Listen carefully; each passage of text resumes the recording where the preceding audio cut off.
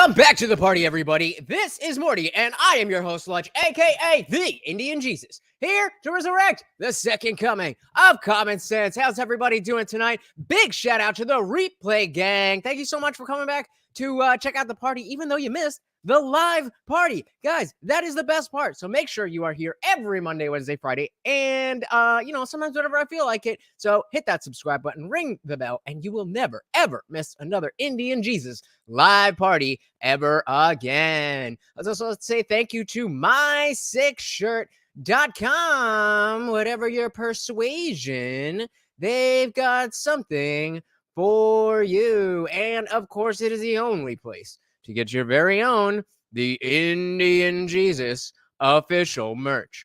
Only at my6shirt.com. All right.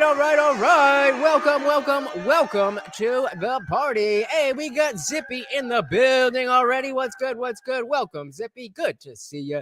So we talk about the Daily Wire all the time.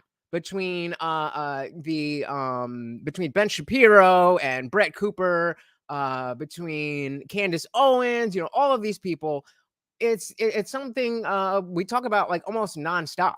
But what we don't often do is talk specifically about Andrew Klavan. I should have made the poll. Do you know which company Andrew Klavan works for? Hey, we got Melted Mind Media in the building. Welcome. Another awesome YouTuber.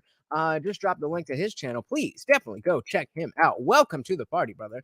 But I actually never really listened to anything or watched anything with Andrew Klavan myself. So he was on the Triggernometry Podcast recently. What was it, about just over a week ago? And they had a very interesting conversation. And the poll question about movies is because they're talking a lot about movies, and I'm very excited that we get to talk about this because I love movies and TV and all that stuff. But obviously, this being a channel about politics and religion and stuff like that, we don't really get to talk about that stuff too often. So this is going to be a great opportunity. So let's dive right in. As always, if you cannot hear the video, please do let me know. Hello and welcome to Triggernometry on the road from the USA. I'm Francis Foster. I'm Konstantin Kishin. And this is a show for you if you want honest conversations with fascinating people. Our terrific guest today is an author and former Hollywood screenwriter, Andrew Klavan. Welcome to Triggernometry. It's great to see you guys. Listen, man, it's an absolute pleasure to have you on the show. There's so many things we're going to talk about that I can't wait. But for anyone who is not familiar with your story, it's a very interesting one. It's a very interesting journey you've had in terms of your religion and views and all sorts of things. So who are you? How are you where you are? What's been your journey through life? Well, I'm I've been a writer all my life. It's all I ever wanted to be. I was a mystery writer. I kind of fell in love with the American tough guy writers when I was a kid. And so I made my way as a mystery writer and did very well, won awards and had movies made. And then, as you say, I kind of thought before I age out, which is, I think, about the age of 22, I wanted to try Hollywood. So I went to Hollywood and I did that for a while. And that was working well, except that you were hugely successful. Don't underplay yourself. What's that? You were hugely successful. I was doing quite well. Was he? I have no idea anything that has to do with Andrew Klavan in Hollywood. If you do, let me know in the comments below. Yeah, in Hollywood. I mean, in Hollywood, you can do well without any movies getting made. You just sell the scripts. You're making a bundle, and it was.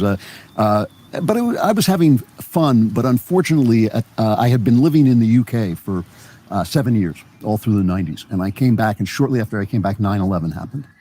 And I had come back from the UK without realizing it. I had become politically conservative.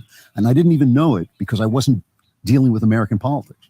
I was dealing only with British politics, and I didn't really care. I just so even at that time, around around 9/11, the opportunity of being outside of the U.S. and coming back shows that even back then, the Overton window was shifting, and what was center became right wing very, very quickly. I was paying attention to them.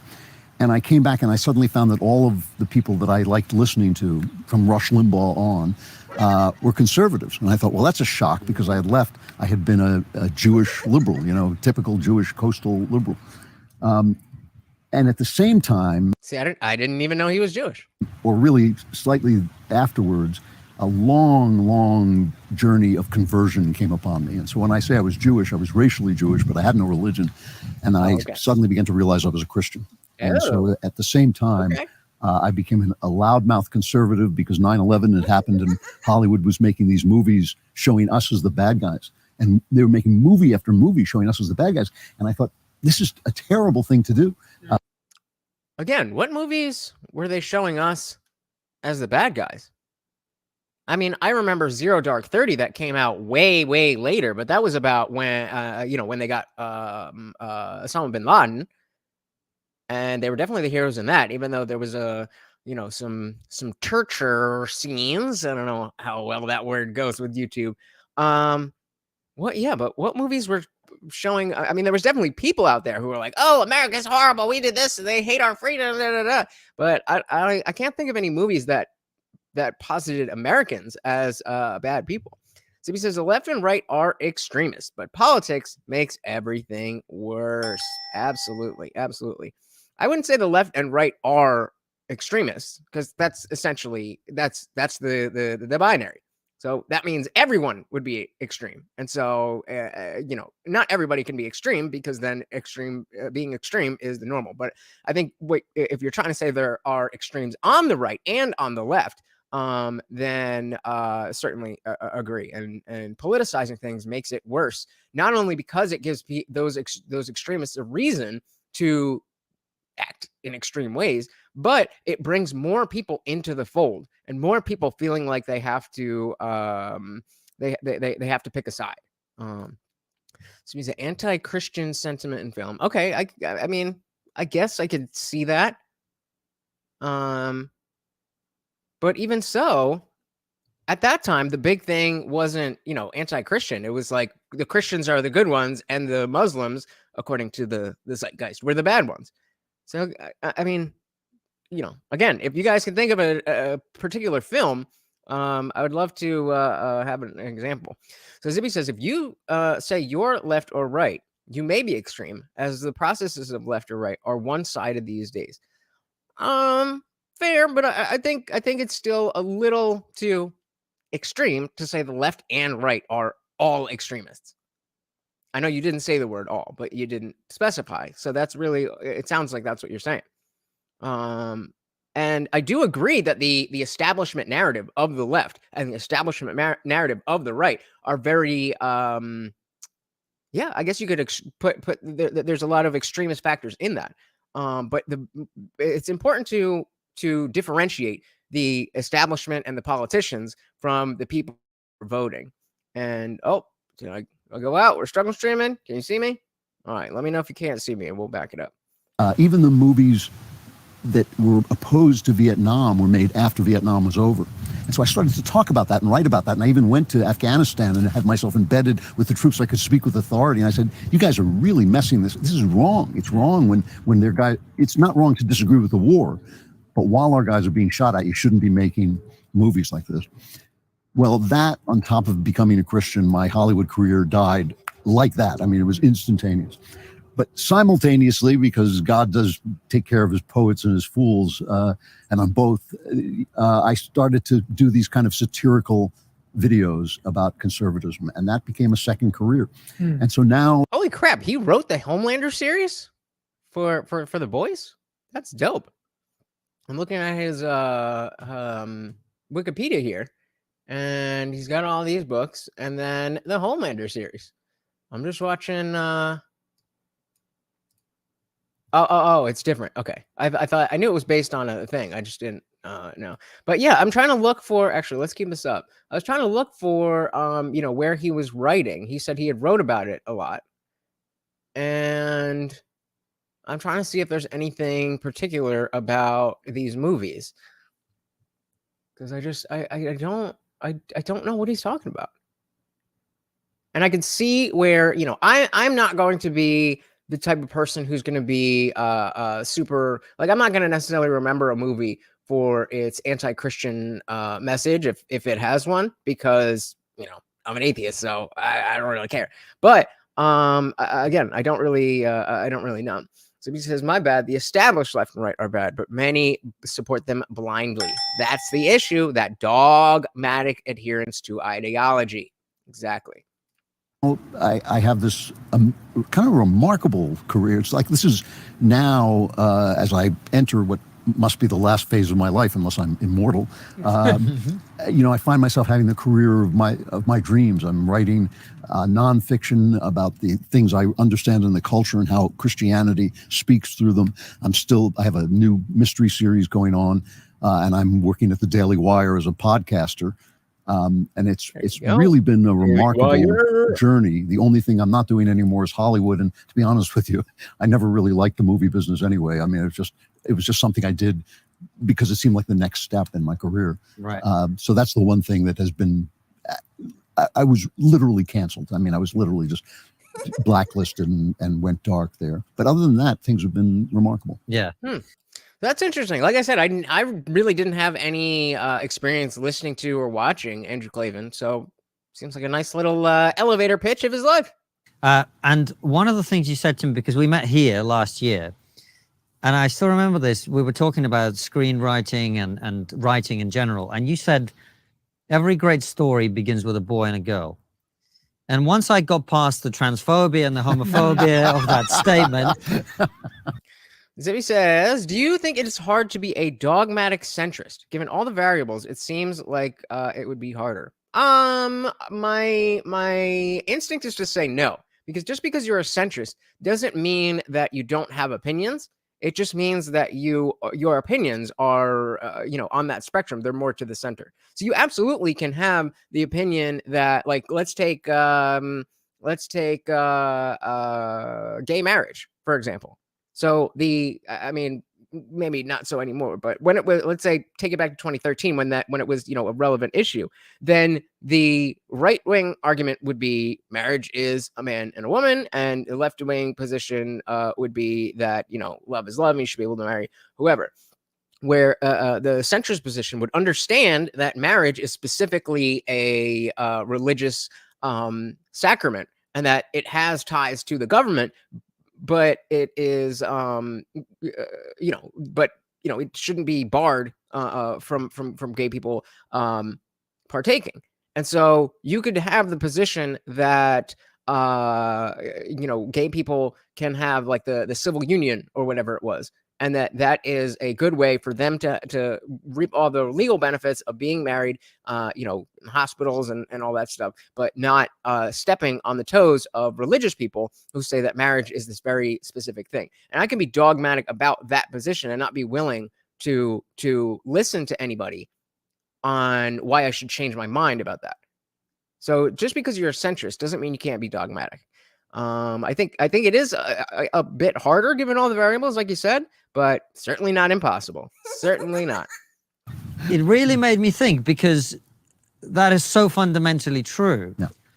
And yet I think we've become quite uncomfortable with telling a story as basic as that, or a story that's is based on such a simple thing. Well, women no longer exist as characters in the movies. You cannot go to the movies and see a woman who is anything like a woman that you would actually meet unless you date wrestlers. Probably. When you talk about, before the camera started rolling, we were talking about all the controversial things we say and how people get angry. Yeah. Maybe the thing that made people angrier than anything else I've ever said on the air was I saw a show, The Witcher, in which the woman was fighting a duel, and I said, women can't fight duels with men. That's not. Yeah, I never watched the Witcher specifically, but that's a trope that we see all the time.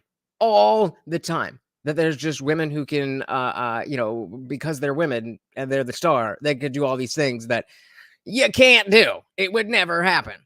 The way that works. I mean, if it's the Middle Ages and you're in an actual battle, not on a fencing field, those guys were like, it's not like you'd be fighting me. You'd be fighting a guy, this gigantic guy, and he'd come and just wipe you off the face of the earth. Yep. If you have a character in a fantasy who's a woman, she should have some magical power, because women do have. Hey, we got Master Crafter in the building. Welcome to the party. Said, can I join the Discord? You absolutely can. It is free to join. There is a link in the description, but I also just dropped the link in the chat. Welcome to the party. We are just talking the Triggernometry Podcast with Andrew Klavan, talking about movies and how the West might still be able to be saved. Have that, but you can't keep putting women in who fight, because that doesn't happen in real life. And when my daughter was growing up, there would be a scene and a woman would punch a guy, and the guy would roll ass over a tea kettle out the door. And I would say to her, if you punch a guy, the first thing that happens is your hand breaks. And the second thing that happens is he beats the living crap out of you, And so, hey, we got Kelly Green in the building. Welcome to the party. It is indeed a party. Welcome, brother. Good to see you as always. Hey, we also got Opus in the building. Welcome to the party. So I lost a lot of respect for Triggernometry over their interview with Pearl. I'm not a fan of hers by any stretch, but they were disgusting in that interview. So there's actually, I forget who it was. It might have been that interview, but there was something where, it was Michael Malice had Constantine on his podcast, and same thing. He was very squirrely, very weaselly, and not enough that I was like, okay, I can't watch anything that they do, especially because the focus here is Andrew Klavan and not them. But it was definitely like, okay, when the next time we watch Triggernometry, we have to be aware that this guy, he's not just out here I'm just asking questions. So good catch. Welcome to the party. Zippy says, depends on the fiction and the world. I assume you're referencing our poll. Will you watch a movie with a strong female lead? Yes, no, or I don't care. Is the movie good? So depends on the fiction and world. A peak woman fighter may not take a peak male fighter, but less than peak, they have a chance. Never underestimate disarity. I've never heard that word before, but I'm going to assume it means overcoming stuff. But yeah, absolutely. It's not to say that there's no women who can beat up men, but the idea is what Klavan was just saying, is that it's not like it would be some old guy in that in the Middle Ages that you're fighting. You would be fighting an actual knight. So it's not really the same thing. Not if you build up muscle and bone via years of training. Will it be as power as a man's? No, but it won't break. I mean, I hear what you're saying. But, dexterity. Gotcha. Yeah, but at the end of the day, all the training in the world, remember, we're talking about the Middle Ages, and we're talking about knights and being in battle. Listen to what he says. The specific thing that he's talking about. and when my daughter was growing up, there would be a scene and a woman would punch a guy, and the guy would roll ass over a tea kettle out the door. And I would say to her, if you punch a guy, the first thing that happens is your hand breaks. And the second thing that happens is he beats the living crap out of you, And so don't ever think that that's a real thing. So feminism destroyed. So I think I don't think I went back far enough. But he was just saying, like, in the Middle Ages, we're talking about actual knights. So you're not going to be fighting those weak guys, because those weak guys wouldn't become knights. So just by the fact that you are fighting a knight, you would lose for sure. And yeah, seems like over here, despite the fact that we're railing against all this feminism and strong, independent, no need no man, it seems to be that 88% of us don't really care. All we want is a good story. So just putting it out there. Melty says, is the Sixth Element a female lead? In the context of what we're talking about, I'd say yes, because she was the powered one, even though, what's his face? Oh man, I'm blanking. What's his name? Bruce Willis was, I would say, the main character, but it was really about her. So yeah. And that was a great movie. Zippy says, full men at arms, i.e. a knight is slow. All it takes is a few stabs to the joints. All right. I mean, okay. Well, yeah, there you go. Thank you, Opus. Obviously, it is possible. We're saying it's not likely. And what he said is more likely that first you're going to break your hand if you punch a dude. First you're going to break your hand, and then you're going to get your face broken as well. Kelly said, no women allowed. Guys only. All right. We know what happens in Kelly's bedroom. What? Just kidding. But yeah, that's the idea, is that, you know, the feminism is just over displayed in movies. The character of the woman. And yet that's what stories are about. They're about whether a woman can be womanly enough and whether a man can be manly enough to keep life going, to keep the planet, you know, the human race continuing. And in telling that story, you are telling an essential, what's called a psychomachy. Before he gets into that, yeah, Opus brings up a great example of the Alien movies. They're I mean, well said. The Alien films are a cultural institution, and Ripley was totally believable. Just give us a good movie. That's it. Melt in My Media says Alien is, yep, there we go. We're all on the same page here. Exactly. Because I was trying to make the old school emoji, but it won't let me. That's sad too. Well, we have it in here. We're mind melting. We're mind melting, just like the Fifth Element. Fifth Element, or it was the Fifth Element, not the Sixth Element, right? Fifth Element. I think so. Hey, we got MJ in the building. Welcome to the party, girl. Good to see you. Never seen Miss Marple movies. Mrs. Marple. Not familiar. Zippy says, I know. I watch enough medieval stuff to know the nuances. It's not quite black and white. All right, fair enough. Agatha Christie's character. I used to, my mom used to read Agatha Christie novels all the time, and I would just, I would pick something up just because I didn't have anything else to read. So very cool. Exactly. Great minds think alike. The inner battle that we all fight to bring together the pieces of ourselves, because we all have female and male elements, and when you put those together, you are getting something like the image of God, in which we are made. And so that story is the story. And once you lose that story, you're not telling any story at all. And it really is interesting. I mean, I went just the other day, my wife and I went and saw the new Dungeons and Dragons movie.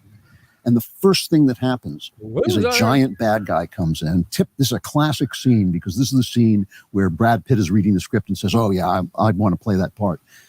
Bad guy comes in, he's a monster, he's huge, comes up to a woman, the woman just beats the crap out of him. And I thought, yeah, you've already lost me, the rest. And in fact, the film is entertaining, it's beautiful, but it's dead inside. Same thing. Like I never saw that movie, but that's the same thing that I think Captain Marvel is a perfect example of that. Is that the whole movie is based on you are a crappy person. You happen to have powers, but you're not a nice person. Why am I rooting for you? That doesn't make me want to buy into your story. And so it's not about the fact that you're a woman. It's not about the fact that you whatever.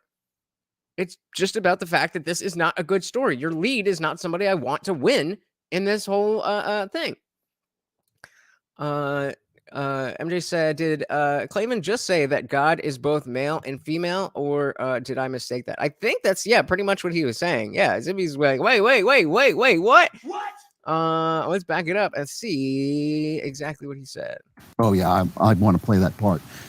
Bad guy comes in, he's a monster, he's huge, comes up to a woman, the woman just beats the crap out of him. And I thought, yeah, you've already lost me, the rest. And that's the part I was talking about with Captain Marvel. But in fact, the film is entertaining, it's beautiful, but it's dead inside. It has no inside, because that character, that female character, women no longer know who they're supposed to be, and they get insulted if you say to them. Yeah, I didn't go back far enough. Hold on, sorry. We got it. Is my telling any is female and male elements, and okay. We got it. What's called a psychomachy, the inner battle that we all fight to bring together the pieces of ourselves, because we all have female and male elements, and when you put those together, you are getting something like the image of God. Yeah. So he just said, when you put male and female together, you get something like the image of God. What? This is what I'm telling you guys. This is what I keep harping on. This language, this religious language that doesn't fit what we're talking about. What does that even mean? When you put male and female together, you get something like the image of God. I don't even understand what that's supposed to mean. I mean, is it interesting? Is it though? I kind of feel like it's weird. Okay, so Zippy said it's not a bad take. Really? Because it seems like it's a pretty bad take to me. Opus says Dungeons Dragons was good. Okay, fair enough. I can suspend belief if there is a good story. Exactly. Matilda, another great example of a classic movie, also good with a female villain and hero. Well said. Zippy said Captain Marvel is an out-of-touch war vet being a jerk. When you watch it in that context, it's kind of funny. I guess. Fair enough. I'll give you that. But that's certainly like if you're going to be able to take the the movie as it is and say I'm going to view it through this lens to make it better. That's cool. That's great. I mean, I'm sure next time I am going through the MCU, I'm going to watch it. And I can do that and it'll be better for me. But that doesn't mean that they did that. They certainly didn't make that messaging clear enough, at least not in my opinion. Not to my media says mumbo jumbo. It does sound pretty dumb. Zippy says humans are created in God's image. Tis referencing lore and myth. Fair enough. Opus says male and female elements. I don't see anything controversial with this. Yeah, I didn't even notice it first time. It does sound like a weird phrase because I just don't really know what it means. But hey, we got David Banner in the building. Welcome to the party, brother. How are you doing tonight? Mastercrafter says, how would he know what the image of God looks like to begin with? Now we're asking the right questions. How do you know what that means? How could you possibly know what that means? And how could you know enough to be able to espouse that as if it's true? What? That's what Hey, we also got Indie Film in the building. Welcome to the party. Stop being a Jesus phobe. Never. Kelly says, why did he say that? What good did it do to bring up something like that, like the image of God, when this doesn't apply to the discussion? Exactly. That's it right there. You're shoehorning in this religious talk where it doesn't belong, and it creates a division. Because now this is all I had breezed right by that. But how long are we now stuck on this point of okay, well, male and female and image of God, and it's like the image of God, but it's not the image of God? Exactly, Kelly. Why? MJ says, is the controversy that quote that God is being brought into the discussion at all? Partially, yes, but also just this blanket statement that when you put male and female together, then you get something like the image of God. What? Like I just don't know what that even means. Hey, we got Dr. Evil Genius in the building. Welcome to the party. Good to see you, brother. Another awesome YouTuber you should definitely go check out. Just drop the link to his channel in the chat. Says, I've never seen a war vet prattle on incessantly about feminist values, though. Well, first time for everything, right? Zippy says, it was when she shot the TV, it clicked in my head. What? Huh? I don't understand. Opus says, that's my whole position on God. It's not our job to know what God looks like. Fair enough. Melted Mind Media said, just look us. He is up there. Oh, just look up. He is up there somewhere. Is he though? I don't know. Maybe if you say so. Hey, MJ with the $2 super chat. And Morty perks up because he knows every single super chat comes with a treat. Yummy. Thank you so much, MJ, for the donation. Of course, the highest donation makes you the sponsor of the stream. Thank you. I'll get to that in just a second. Yeah, Kelly's like, I'm a Christian, but I didn't follow. What?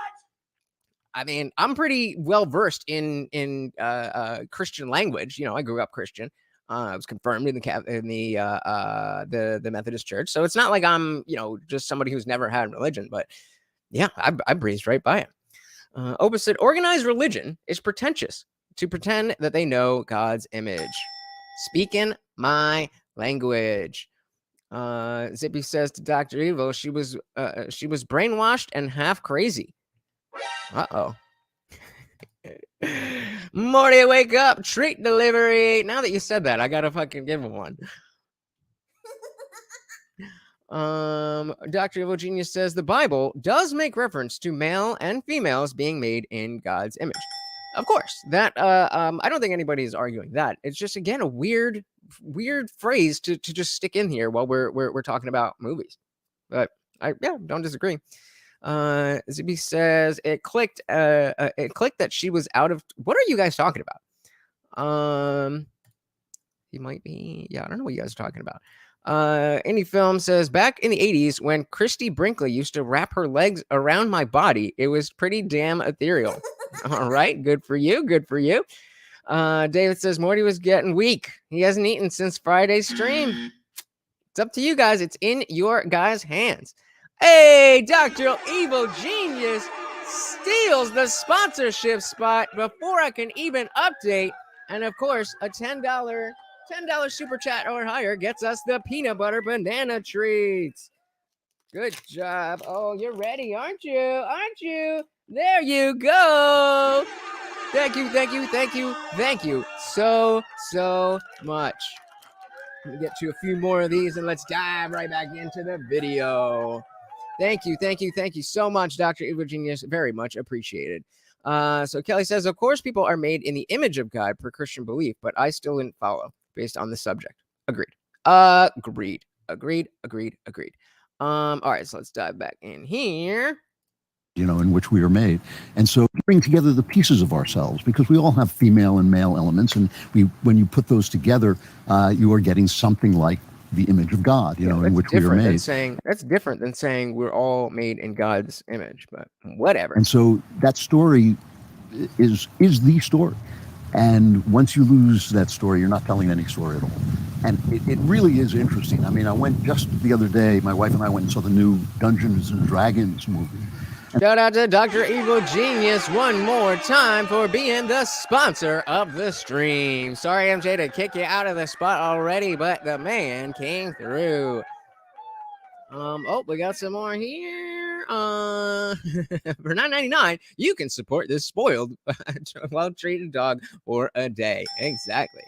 Melty says, I was baptized, and I don't believe in any of that stuff anymore. Besides, the 10 Commandments are a great base to living a fulfilling life. I completely agree. Was brought up in it. I don't follow it anymore, but there's a lot of good values in there. And unfortunately, talk like this pushes too many people away by making the blanket of religion too large, and people just be like, oh, okay, well, I guess that's not for me. So, yeah, that's no, MJ, that's exactly what we were talking about. And the first thing that happens is a giant bad guy comes in. This is a classic scene, because this is the scene where Brad Pitt is reading the script and says, oh yeah, I want to play that part. Bad guy comes in, he's a monster, he's huge, comes up to a woman, the woman just beats the crap out of him. And I thought, yeah, you've already lost me, the rest. And in fact, the film is entertaining, it's beautiful, but it's dead inside. It has no inside, because that character, that female character, women no longer know who they're supposed to be, and they get insulted if you say to them, well, you may be many things, but the one thing you're not is a man. Facts. There's many things you may be, but the one thing you are not is a man. And that's what all these movies try to make it look like.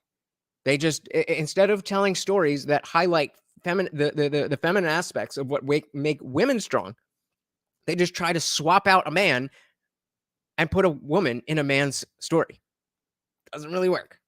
And so you have to understand what you are as a woman, and that has been outlawed as an idea.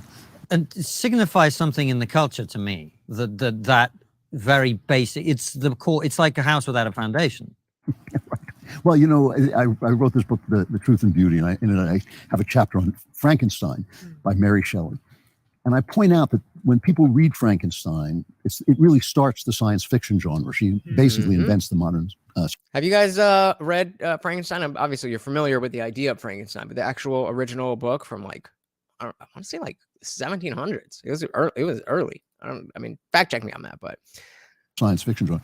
When people read that, they always say, well, Frankenstein wanted to be God. He wanted to create life. And Mary Shelley herself said this. And I thought, no, men do create life. Men and women do create life. He wants to replace not God. He wants to replace the mother. He wants to create life without a woman. And that is, to a large degree, what science fiction is about. And to a large degree, science fiction is about making life without women. What? Again, if you guys know what he's talking about, and you have a film in mind, like maybe I agree with him, and I just don't understand what he's saying, but he's just not making sense to me. Yeah, he's definitely talking about feminism ruining film. But like these specific things that he's saying, I don't know what he's saying, because earlier he was saying that after 9/11, the movies were making America seem like the bad guy, and I'm just not sure what he's talking about. So Melted Mind Media says, why does everything have to be so real to this him? Can a woman not beat up a man if she maybe underestimates her and she maybe is a black belt in jiu-jitsu? Would that out him? Would that put him bro, come on. What I don't know what that is. What do we have here? Oh, 1818. Thank you. Zippy says he's saying it skips processes and creates odd contradictions. What does?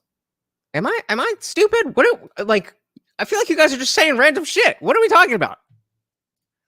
Because I feel like he's trying to summarize his own thoughts, leaving out context for us. That I can agree with.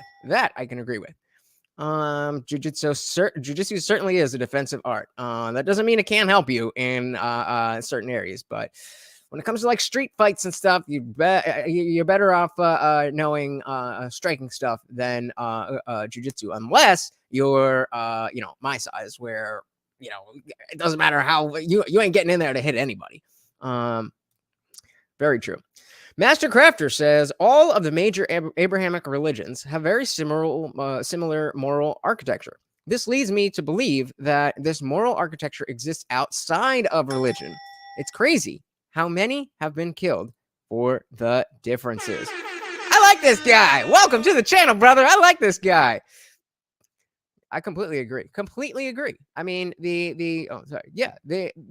is why, I think Zippy, we were talking earlier about, no, it was Tom Brokaw who was saying, I don't think Judeo-Christian values is really a sensical thing. And I agree that, Christian values and Jewish values are not necessarily the same thing, but there's a huge overlap. And this is, throw Islam in there as well, and completely makes sense where the overlap is. David says, when it comes to street fights, you're better off working on your 40-yard dash. Yes, true. The only time to fight is when you have no choice. No choice. Fighting is not cool. MJ says, Shelley started writing at age 18. First edition was published anonymously in London on New Year's Day, 1818, when she was 20. Her name first appeared in the second edition, which was published in Paris in 1821. Interesting. What else we got here? Kelly says, of course, the Old Testament is Jewish writing. Yeah, Kelly's one of the people who I'd never really heard before that Christians can completely just not deal with the Old Testament at all. And you could just, stick with what is in the New Testament. So, I mean, whatever y'all believe. Melty is in the stars, and oh my goodness, by 1 cent, we've got a new sponsor. Thank you, Master Crafter, for sponsoring the stream. I'll take this out of the way while we give Morty our treat. Oh wait, no, we gotta go with a peanut butter treat. There you go. Dance for it. Dance for it. Dance for it. There we go. Thank you. Thank you. Thank you. Master Crafter, the new sponsor of the stream. Thank you. Thank you. Thank you very much. Said you deserve more followers. I believe that too. Let's hope we can get there. Oh, we will. We will. We will. All right, let's get back into this, and then we'll get some comments in a minute. Larger and worse degree, what science is about. It has been a Forget exactly. And to a large, an even larger and worse degree, what science is about. It has been a long attempt to eliminate the fertility and the difference of women, because men are afraid of that power. And that's what Mary Shelley, I thought, foresaw. That, if you think of a movie like The Terminator, the machines take over and the people rebel. Thank you again, so how do they Master stop Crafter. the rebellion? They go back in time to kill the hero's mother. And if you watch that first brilliant film, the woman they want to kill, she has nothing special about her except she's a girl. That's her superpower, And they know they've got to kill her because that's the machine world depends on women being taken away. This is, just right this moment, people were yelling at me on Twitter because I said we should boycott Anheuser-Busch for putting a boy pretending to be a girl on one of their beer cans. They said, oh, this is such a small thing. Why are you getting so upset? This is everything. This is everything. The role of women in a society who, after all, create humankind. Oh, yo, Mastercrafter, you're in Tim's Discord as well? That's awesome. We're getting a lot of like-minded people. I love it. Welcome, welcome, welcome to the party. Thank you for that, MJ. Is everything. And that's why societies that have freer women, who liberate women, who have respect for women, that's why they thrive. And societies that don't get stuck in a kind of medieval half-life. And it's important because soon there'll be machines that give birth. And then we'll turn to women and say, and what do you... It's like the Matrix. What's special about you? I can run faster than you. I'm stronger than you are. I can do math better than you can do it. What is it you do again? And they'll have lost their... That's a pretty good point. That's a pretty good point. If feminism is teaching women to get better at their if feminism is telling women to get better at the more masculine roles, and then eventually we get to this place where you can, create a lab baby without a womb, and men are better at the man stuff, and women just don't ever get good at the femininity because they're too busy trying to be men according to their feminist values. Where does that leave them? Where does that leave them? Their vocation. It's a dangerous, dangerous moment, and because our humanity depends on them. It's such a... Zuby says, great point. Medieval half-life, like much of the Middle East. A profound point, and that is really what we're seeing, and Right. we're seeing it right the way through our culture. When are we going to wake up from this, Andrew? Well, hopefully, we're not going to wake up until women get angry, and this is the thing, That's absolutely right. We're not going to wake up until women get angry. There are women who are engaged in this stuff and talk about this stuff, but not enough. And especially when so much of the left is, if you're not a woman, then you can't speak on women's issues. Well, you can transition, but otherwise, then it really depends, because especially because of how much money women spend. You vote with your dollars, and women make 80% of retail purchases. But they just go along, too many of them just go along to get along. And it's not necessarily a bad trait in general. But when it comes to the degradation of our society, you need to speak up. my friend and colleague at the Daily Wire, Candace Owens, was just saying when they did it to Budweiser beer, suddenly Budweiser beer took an economic hit. And she said, why? Because men drink Budweiser beer and they get angry, but women... Not real men. Not no, of course not. Not real men. That's why this is such a great thing to use for a boycott, because how many of you actually were buying Bud Light on the regular? Like, probably not that many. Where were we? MJ said, OMG, you just gave me horror. The horror! Based on the comment about what would be the point of women in the future with lab babies. Unless they have lab eggs, women would just be caviar incubators. Well, I'm thinking that we wouldn't even, according to the, obviously we're talking science fiction, but like you wouldn't even need the egg. You could just grow a human. The same way they're doing that with obviously not conscious beings, but when it comes to lab grown meat, they can take the DNA from a cow that's alive, keep that cow alive, and then grow a whole other entity of meat with it. And so it's kind of like, all right, I really only need one cow now. And not calling y'all cows, but I'm just saying. Zibby says, most of humanity go along to get along. Yep. Oprah says, I am 5 years sober. There you go. Congratulations. But I had switched to local beers before I quit. Yeah, I mean, as they say, Bud Light is the beer for people who don't like beer but want to drink a lot of it. David says, I came late, but the point he's trying to make is one we've heard in different settings. It's that women being more masculine is helping destroy our culture as we accept it today. Yes, sir. That's exactly it. And you're right. We hear it all over the place in different settings, and it lends.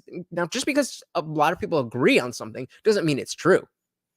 But at the same time, if a lot of people think a thing independently of each other, you might want to give that a little bit more weight.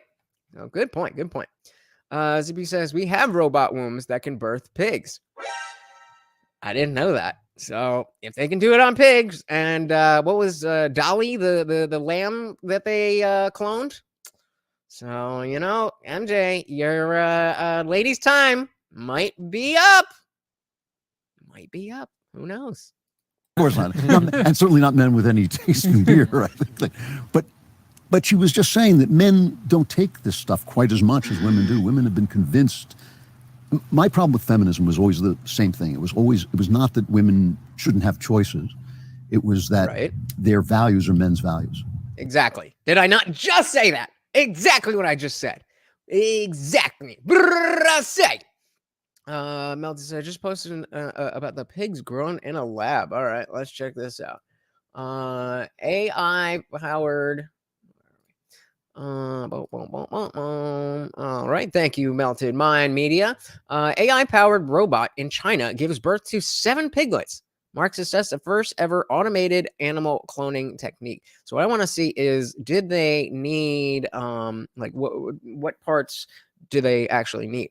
So, all right, let's see. Recently, piglets without assistance from controllers or any human intervention. Okay. Consumers of pork, consumption, pork. Okay. So yeah. So they're talking about cloning.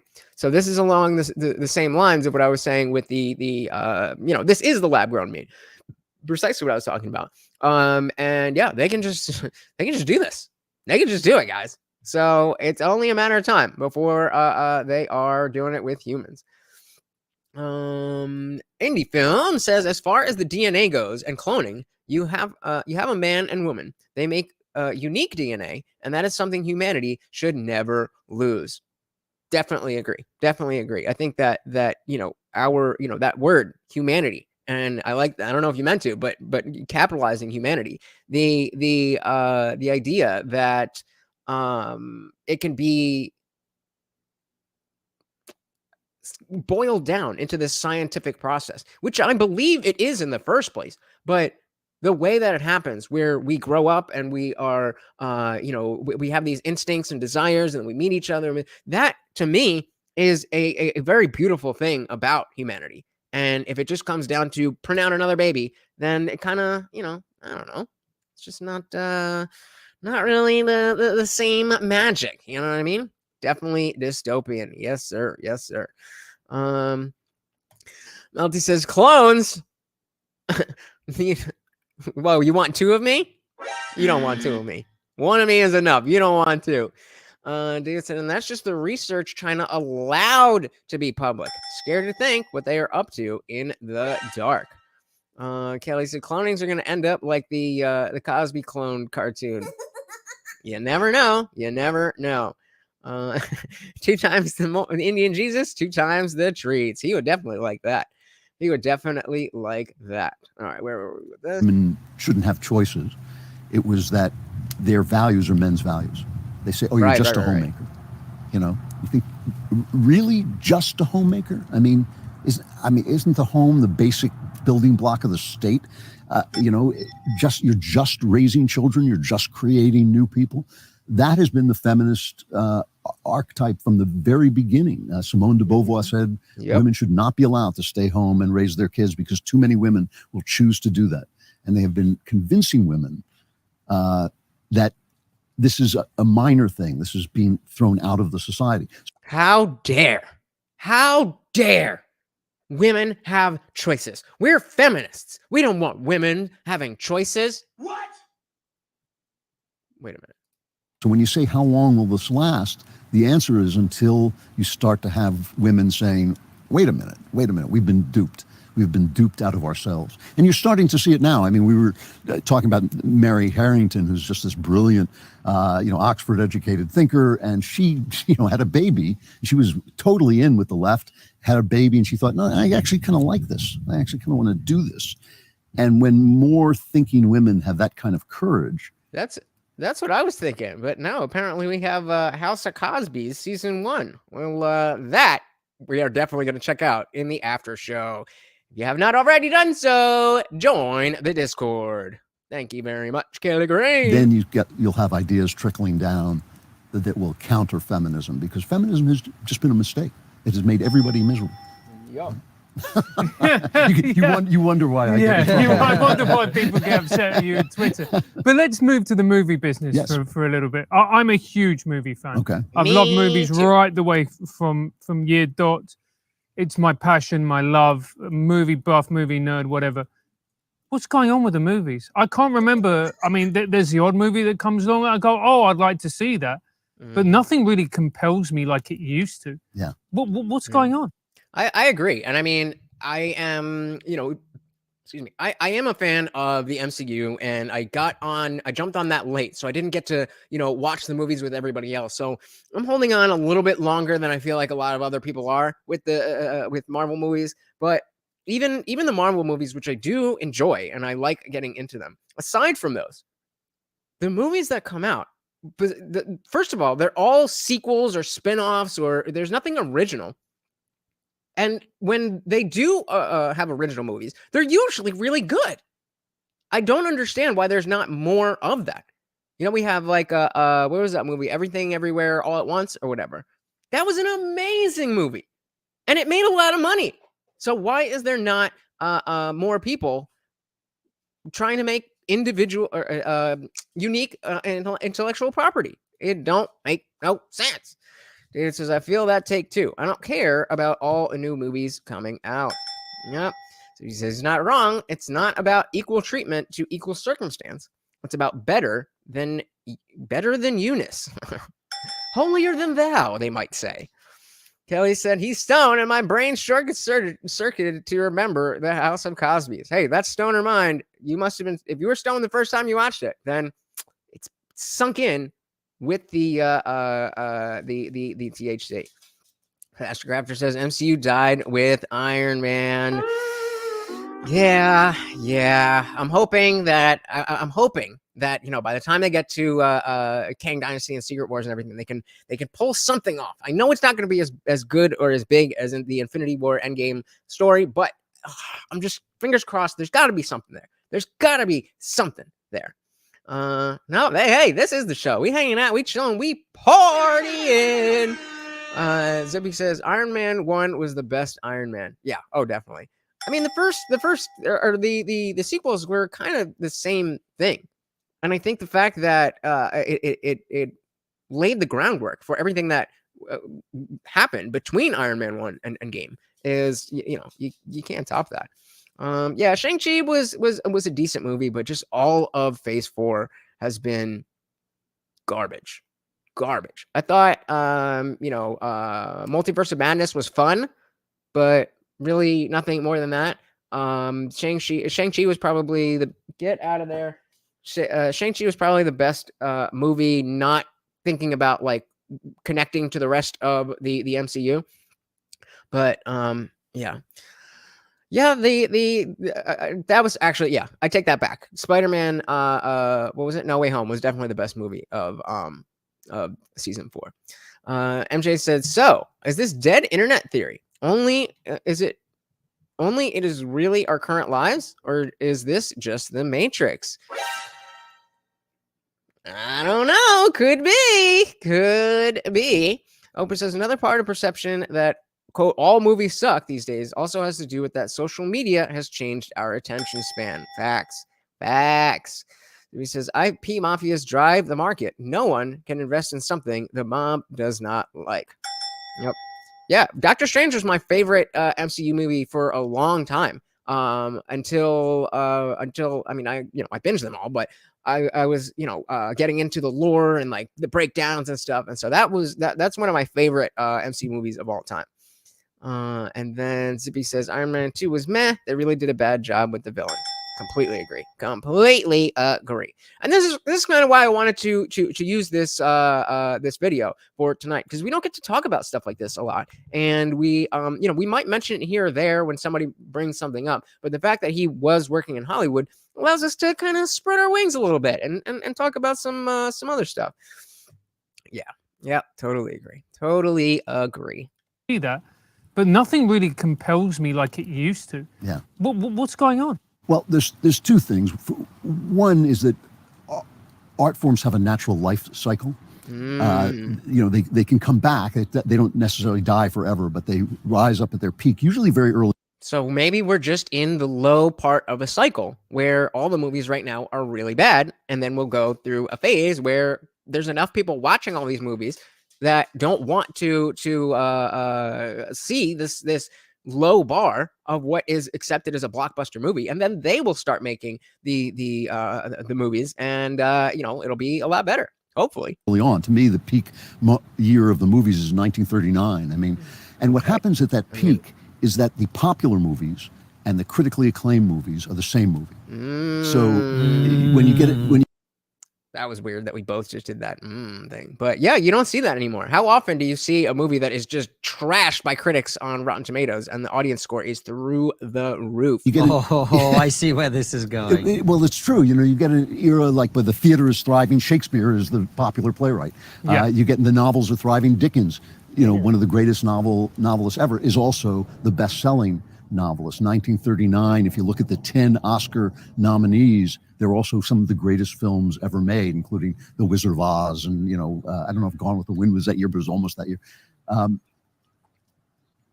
Mr. Smith, one of the Frank Capra movies, they're just brilliant movies.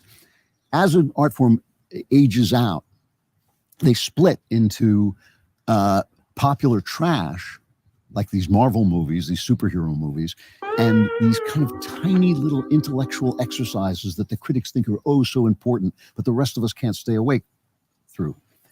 All right, don't be hating on MCU. If you don't like it, it's not for you. But there is a lot of story and world building in those movies. So get out of here with, that's not real movies. Like, come on. Oprah said, The Park is an indie dystopian sci-fi that I liked. Cool. I'm going to have to check that one out. Melton My Media said, Avengers 1 was the best Marvel movie if you watched it in 2012 and never again. That second time in 2019 was a mistake by me. I don't know. I've rewatched everything a bunch of times. I really enjoy the entire thing. We never had a cinematic universe that was so deep. And before Endgame, it was all driving so clearly towards the same thing. Now, it's just that direction isn't so clear. But I mean, I love the movies. I mean, First Avenger, Captain America: First Avenger is my favorite movie. I am 5'4". I am tiny. I would be the perfect candidate to be Captain America. So that just speaks to me. But I've rewatched them a bunch of times. So because I don't think the industry cares about consumers. They can make anything, and the executives makes millions regardless. The market is, I fear, too big to fail. Yep. Y'all are correct. Multiverse of Madness. It was fun, but especially with WandaVision, there's so much more that could have been done. There was so much material there. And there were some awesome scenes, like the fight scene with the music notes and stuff. That was awesome. But it was more fun than it was just like, oh, this is an amazing movie. And I mean, like Zippy's saying, they can get away with that.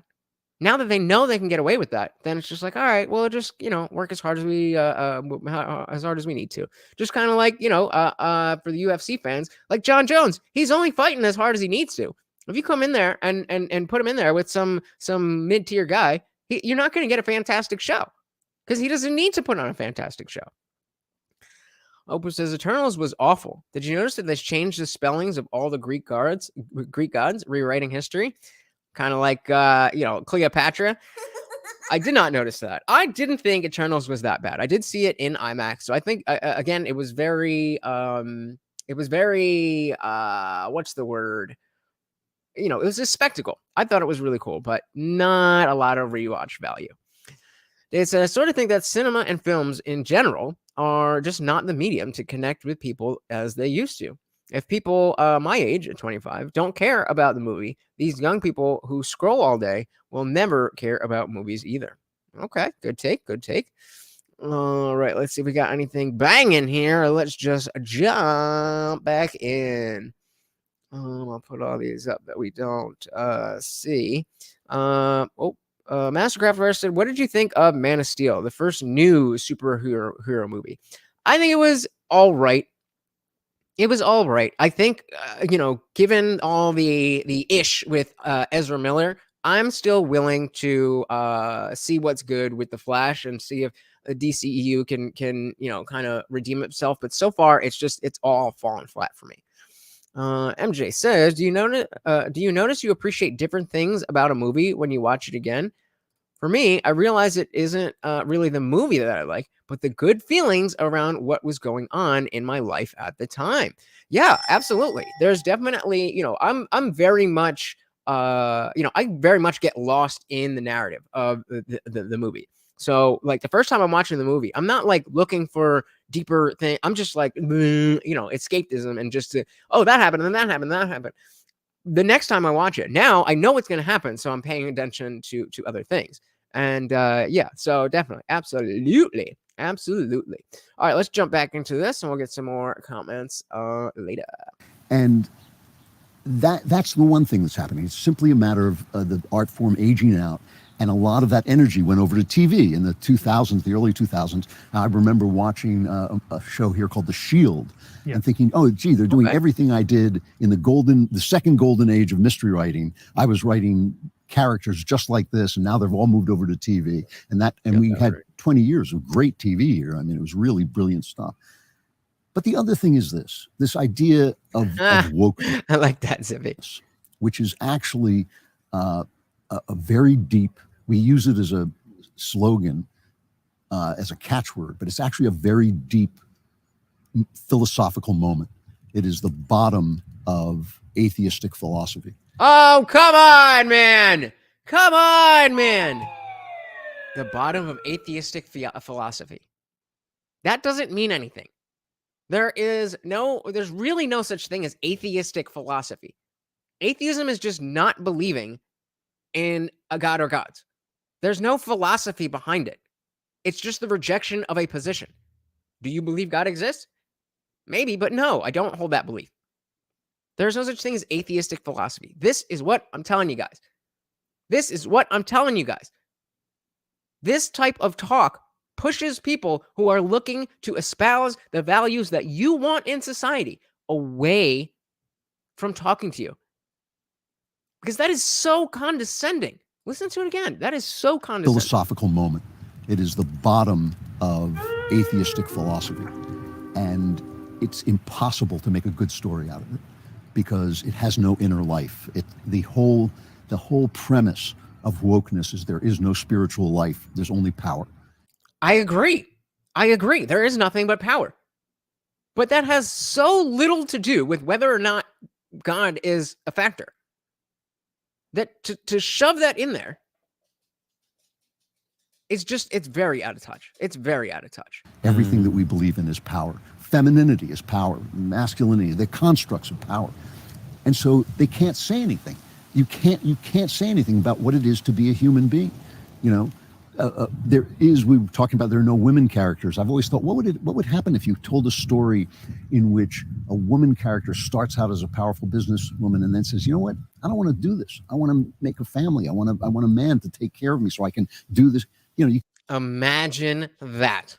Imagine that, a real story that would actually represent and reflect what real women go through, live, think about, stuff like that. Imagine that. Zippy says, theists are bad about projecting their faults onto those who do not believe or believe in something else. Absolutely. Absolutely. David says, is he going for the people are godless, therefore we have feminism route? Yes, sir, he is. Like so many conservatives. And when you go that way, then you antagonize the other side. And more importantly than the other side, the people who are not trying to take a side. They hear you saying that. And I'm just like, well, I'm just, somebody who doesn't happen to believe in God, but you're telling me I'm bad because this, that, and the other, even though I hold the same political views as you. How does that make sense? Stanford might disagree with what? Atheism and agnosticism. The purpose of this entry is to explore how atheism and agnosticism are related to theism, more importantly to each other. This requires examining the surprisingly. Oh, let me put this up. Where was I? Related to theism, more importantly to each other. This requires examining the surprisingly contentious issue of how best to define the terms of atheism and agnosticism. Settling the issue, at least for the purposes of this entry. That's a key statement. This is what is called a lexical definition, meaning for the purposes of this entry, but not anywhere else. But we continue. We'll set the stage for discussing important distinction between global atheism and local atheism, which in turn will be helpful for distinguishing different forms of agnosticism. Examination of an argument in support. Why are we reading this? I don't. So in the psychological sense of the word, atheism is a psychological state, specifically the state of being an atheist, where an atheist is defined as someone who is not a theist. Correct. An atheist is defined as someone who believes that God or gods exist. Correct. Yeah. That's all it is. That's all it is. There's no philosophy behind it. It's the same thing as, do you believe that I'm wearing pants right now? You can say yes, you can say no, you can say I don't know, but there's no philosophy behind that. It's just a position on a truth claim. That's all it is.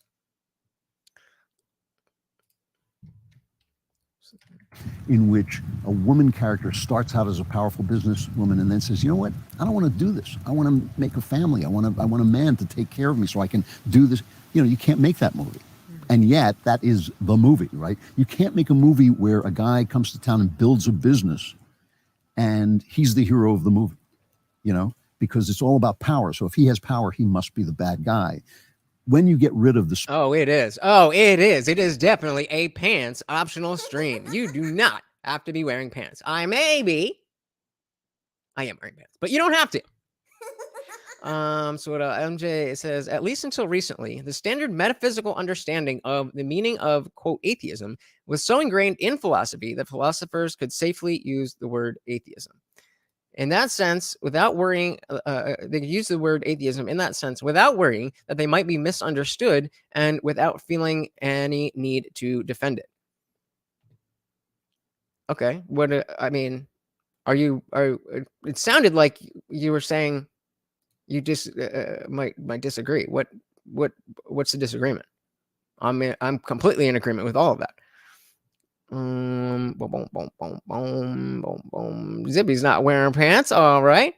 So no. The idea of talking about whether or not a God exists is absolutely a scientific or a philosophical endeavor. But being an atheist is, as they said, a psychological state. It's just a state of being. There is no philosophy behind that. You can use you can use philosophy to arrive at that position, but there's no Pandora's but there's no there's no philosophy behind atheism itself. Does that make sense? It is philosophy to determine whether or not there is a God. That is a philosophical endeavor. But taking the position itself doesn't have a philosophy behind that position. Again, just use replace God with me wearing pants. Do you believe that I am wearing pants? You can say yes. You can say no. You can say I don't know. But there is no philosophy behind that. You can think that I'm wearing pants and also be a bad person. You can think I'm wearing pants and be a good person. You can think I'm not wearing pants and be a good person or be. So it's just not. It's not connected to when he says atheistic philosophy, that's not a thing. It's just not a thing. It's just the one thing of no, I don't accept your claim. But in most cases, I'd be willing to if you have the evidence. Zippy says, in my opinion, it feels like atheist is a catch-all term. Nope. But it's so broad and many use it poorly. That's it needs further context to use correctly. Absolutely.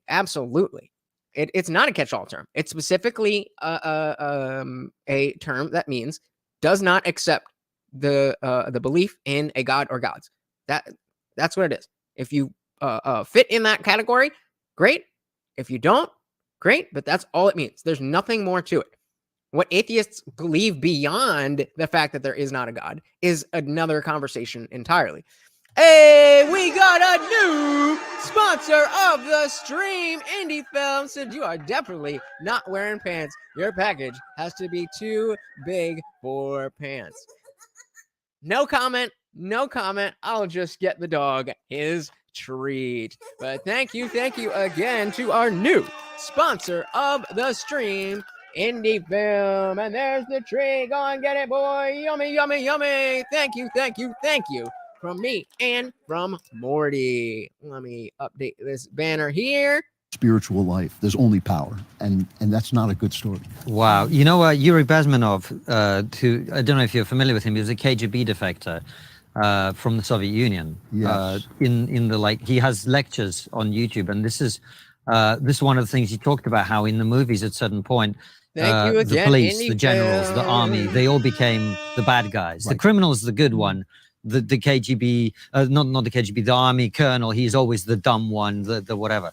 But I want to come back to the first of those two, Andrew, because what you're talking about is a perfect metaphor for politics more broadly, because you have an elite that is so up its own arse, it is completely out of touch with the ordinary person. Yep. It said an elite that's up its own ass. It took me a second, but yeah, let's try that again. I don't really know where he's going with this. Broadly, because you have an elite that is so up its own arse, it is completely out of touch with the ordinary person. Yep.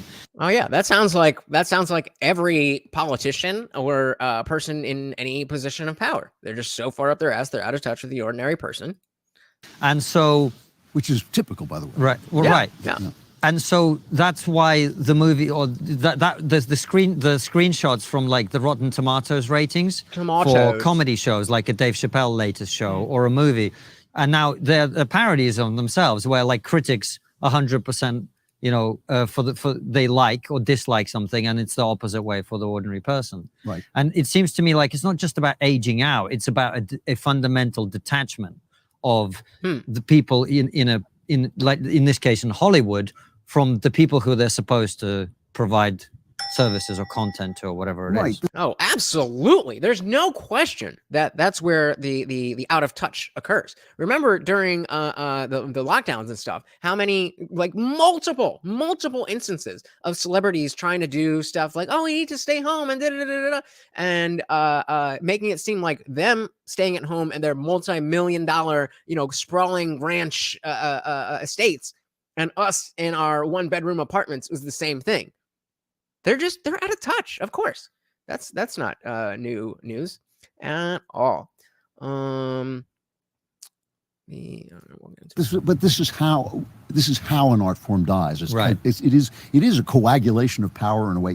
We're sitting a few miles from Washington. In Washington, you can go to Georgetown, named after Washington, and walk down a street that used to be called Washington Street, within sight of the Washington Monument in the middle of Washington, D.C. So you get the picture that George Washington had a big effect on this country. And the thing that is Washington's signal moment is having defeated the British defeated the greatest empire on earth with this ragtag band of half starvelings that wandering around in the snow. He's the king of a continent. He can be the king of a continent. There was nothing to stop him, and he goes to somewhere in Maryland, Annapolis, and he turns over his sword to the civilian powers because he believed that much in the idea of the sovereign people.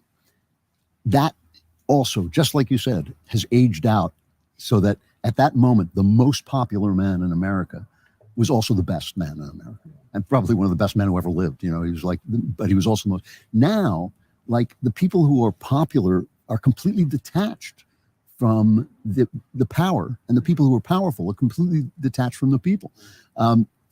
The advent of Donald Trump, which even at the time I said, this is a tragic moment when it takes a man like Donald Trump to speak for the people. Because facts. The fact that it takes Donald Trump to be the voice of the people, a rich liberal elite who's probably not that nice of a guy. He's probably friendly, but he's not a nice guy. I wouldn't want to welcome him into my home, but kind of spoke for the people. He was out of all the politicians, he was the man of the people. Yes, I definitely did see that, and that was amazing. I was thinking about doing a reaction to it, but I just feel like we were talking so much Sneeko that I just let it go by. But yeah, if you guys haven't seen Shoe on Head talking about Sneeko, it is funny. It was from before the Rolo debate, so Sneeko's getting a little bit of that redemption, but yes, very funny. So yeah, you put a lot of stuff there about what philosophy is. What would you say, like, what's your bottom line? Because there's a lot there. So what is the bottom line? Master Crafter says, I lean towards believing there is a God, therefore I'm not an atheist, only because I believe the concept of free will was given to us. But there's no way I could subscribe to any one concrete religion. Yeah, I think that's where a lot of people fall. And if you lean towards believing in something, it's only a matter of whether or not you call that something God or not. Because if you don't, Zippy and I were talking about this in Discord earlier, that this idea of God isn't really a fixed thing. So if you believe there is something, then you may very well be an atheist. Because if you don't believe that it is a God, you could just believe that it's the consciousness of the universe or whatever else. I have an issue with people calling everything God that's not God. God is a catch-all. God is a catch-all for that which I believe in but can't explain and can't prove. So maybe you are. Who knows? Donald Trump definitely wants to be liked. Oh, okay. I just thought you were saying that. I thought you were making some other point. Fair enough. Because everybody, and you saw the way the power just came to shut him down. This is not about whether Trump's a nice person or a good person or anything like that. It's simply what he represented to people for 50 years. For 50 years, the powers that be told people in this country, you stink. Your country stinks. Your religion stinks. The color of your skin stinks. Everything about your history, it stinks. Like your God doesn't exist. And then they thought, well, why did they elect Donald Trump? It's like, my feeling was you're lucky they didn't show up outside your house with a torch and a pitchfork and toss you into the Potomac. This was the nice thing. Electing Donald Trump was the nice thing to do. So you're absolutely right. I mean, I think that as people think their way out of morality, as they think their way out of your individuality, the importance of your individuality. Okay, I thought he was going to say, as they think their way out of religion. It's like, ugh, that is not a sentence you want to say. And people absolutely can think their way out of morality by throwing the baby out with the bathwater.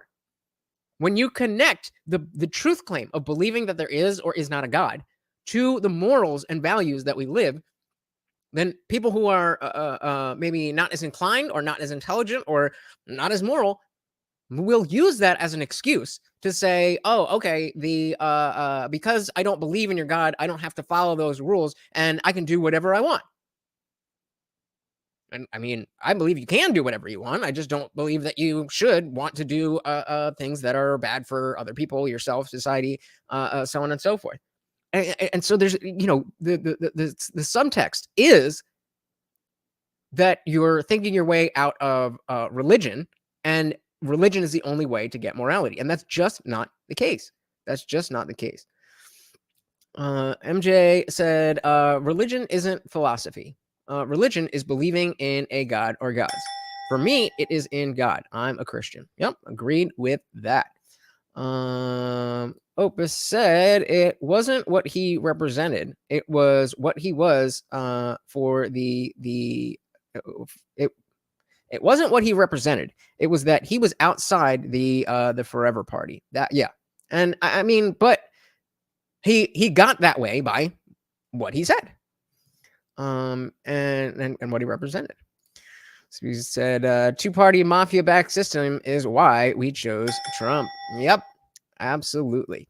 Just philosophy is a set of directions to look at my life, i.e., glass half full or glass half empty. Yeah, that's a good way to put it. Doesn't religion override morality for group expedience? I would say yes. Because it's like, well, God, here's the rules, but as long as you're using the right words and you're going through the motions, then you kind of don't really have to have the morality. It says you're not supposed to have premarital sex, but as long as you go to church on the holidays and maybe you do some penance, then whatever. And it just it's weak. In my mind, it's not a good way to live life, and it's not a good way to tell other people to live their lives. But there is a lot in religion, like Opus is saying, religion is part of philosophy. There's a lot in philosophy, specifically moral philosophy, that overlaps again with those Christian values or Judeo-Christian values or Abrahamic, but whatever you want to call them. And we just have to, again, I'm going to talk about it until we as a nation understand it, that we have to separate the truth claims from the values if we ever want to fight wokeness, if we ever want to get back to a normal reality where we all agree that truth matters and reality is, in fact, reality. It's easy for me to feel my individuality and my reality, but you have to sort of really think about it, to think, maybe that guy sitting across from me is just as important to himself as I am to me, and that we're both equally important to God. Then you have art, then you have the Enlightenment, then, once you get that idea, then you have all the kind of beautiful things that Europe produced. And once you lose that idea, you lose everything. And I think you're absolutely right. That kind of coagulation of power, money, political ideas in an aristocracy that does not care anymore for the people, that has no blessed liege, is the way a country ages out as well. Facts. So just says, so what do we think about Peterson? I assume we're talking about Jordan Peterson stating that he acts as if there is a God. That makes sense. That is a rational way to approach religion. That you're not addressing whether or not God exists or what God is. You are allowed. Never have I said that you're not allowed to have your own unique interpretation of what God is. It's just that because you have that unique interpretation, I don't think that using the word God is useful. But if you want to convey to other people that you follow this type of moral structure, then I think that's even just acting as if there is a God, because then you're not invoking the truth claim. You're invoking your own personal beliefs. I'm acting as if there is a God. I'm not saying whether there is a God or there's not a God. I'm just acting as if there was one. So yeah, that definitely works for me. Opus says, stop shunning people who share your values but not your God. Exactly. Stop shunning people who share your values, but not your God. There's too many people who don't share your values or your God. And they are very good at organizing because they don't have those values. So if you want to fix that, and just like Oba said, you have to stop shunning people who share your values, but not your God. Yeah, Any Film likes that JVP. Shout out to Jordan Peterson. Hey, KK, do you like trigonometry?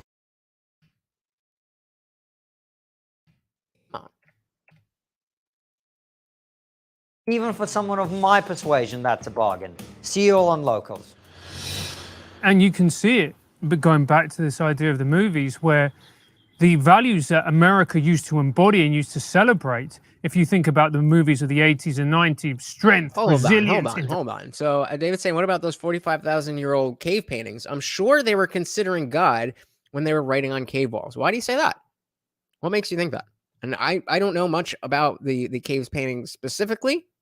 So genuine question, is there something that was referred to that would be above the people? I know they have like the people and the buffaloes and this and that. And I'm not saying that they didn't have beliefs about how the world worked, but again, you're using that word God. And what makes you believe that it's God? You know what I mean? Dependence. Yep. Taking responsibility for yourself. You look at the movies now, and they just, Yeah, I don't know how. it's unrecognizable. You think to yourself, what message are you trying to send me? How are you trying to inspire me? Yes, that is, it's an amazing thing. The people who built the movie industry, the people who made the movies I love, and probably you love as well. MJ, I've been in some of these caves. They're pretty awesome. It's a little bit claustrophobic, but even my mom, who's super claustrophobic, she went in, and it was a really, really, really, really awesome thing. Kelly said, I think David Banner is saying God's a buffalo. Ooh. No, I mean, hey, that makes sense. That makes more sense than a lot of shit that's out there. Many of them were immigrants, many of them were Jews, and they loved this place. They loved America. I mean, because they'd seen what the rest of the world was like, especially the Jewish guys. They knew exactly what they had going on in America. And they were liberal in the sense that they wanted to be included. But they were businessmen who thought their business depended on the audience liking what they did. So if the audience was Christian, they'd give them Christians. They have a scene where the Christian guy would be nice to a Jew, and then that would give you a good feeling. Jew. And they would say, yes, we're part of this country too. And everybody said, yes, you are. That was great stuff. But they loved, they may not have loved the people individually, but they loved them as the audience. They were their source of their income. They were the source of their popularity, their power, everything. And they served them. They served the people. Partially because the studio system was destroyed by the courts. Essentially, the inmates took over the asylum in Hollywood. This is part of the death throes of the industry. Thanks for the warning to check out Mammoth Cave in Kentucky, but there's not going to be any mammoths. But you had this moment when they lost the studio system. Studios had a monopoly. They had a monopoly on theaters. The court said you can't. There was a trust busting case, and they destroyed that. So ultimately now, the power rested with actors and not with businessmen. Oh, God. That's not a good world to live in. The power rests with actors and not businessmen. That's not good. David Banner said, quote, God can be perceived in many ways. That's why we have so many religions. And the old dude's take was, Andrew Klavan, his take was the loss of God makes art bad. But art was a thing before God, as it is now, was ever even conceived. Oh yeah, I completely agree. That's a nonsense thing to say that the loss of God makes art bad. I think there's a lot of beautiful art that is inspired by God, but that doesn't mean that without God, art is nothing. That's dumb. So thank you for that, sir. Thank you for the clarification. And so you have actors who were great businessmen like Arnold Schwarzenegger and Tom Cruise. They're great businessmen, but they're still not about the people. Those are bad examples because Cruise and Schwarzenegger actually are about the people, but so many of these guys. I remember specifically Arnold Schwarzenegger saying, screw your freedoms, you need to get jabbed. So maybe for some people, but not for me. You know, you make a movie, you give an Oscar to a movie like, what was it called? Moonlight? Was that what it was called? It was an Oscar-winning film about a black gay guy discovering that he's gay. You know, same thing. Oh, that's Cats, right? It wasn't a bad film, but it was like a slice of life about this, you know, like this. And then you think about Gone with the Wind. You think about the movies that have won Oscars that just gave you all of life. You know, they gave you so many things. Casablanca. I mean, that movie, you can watch that movie today. You can watch it twice in a row today. I've never seen Casablanca. I've heard that it is like the best movie ever, and I don't know why I've never seen it, but I've never seen it. What do you guys think? Zippy says, could the loss of God be reasonably translated to a loss of respect for practical traditions? Of course, because God doesn't mean anything. It doesn't mean anything without you putting a meaning to it. If I say I believe in God, you have no idea what I believe. You don't know what is in my head about what I'm referring to when I say that word. So of course it could be translated into anything, literally anything. It's based on metaphysics. It's based on not having to follow the laws of physics. So it literally could be anything. The vaccinator. I'll be vaxxed. That's a good one. That's a good one. It's Boomer Kid. Seen it a few times. All right. Maybe we'll do a watch party. And he said, movie guy here. I've never seen Casablanca either, and I definitely need to. All right, there we go. We're doing a movie night. When are you guys available to do a Casablanca watch party? We are definitely going to do that in the Discord. Exactly. Let me know when you guys are available. And it'll still break your heart. Whereas, you know, a black gay guy in the ghetto is an interesting story. I'll watch that once, you know, but it's not telling me something that I need to know to get forward in life. Whereas the fact that sometimes you have to give up the thing you love for a greater cause is something I needed to know. The movies shaped, you know, it's funny. The arts shaped me. You know, I wasn't happy at home.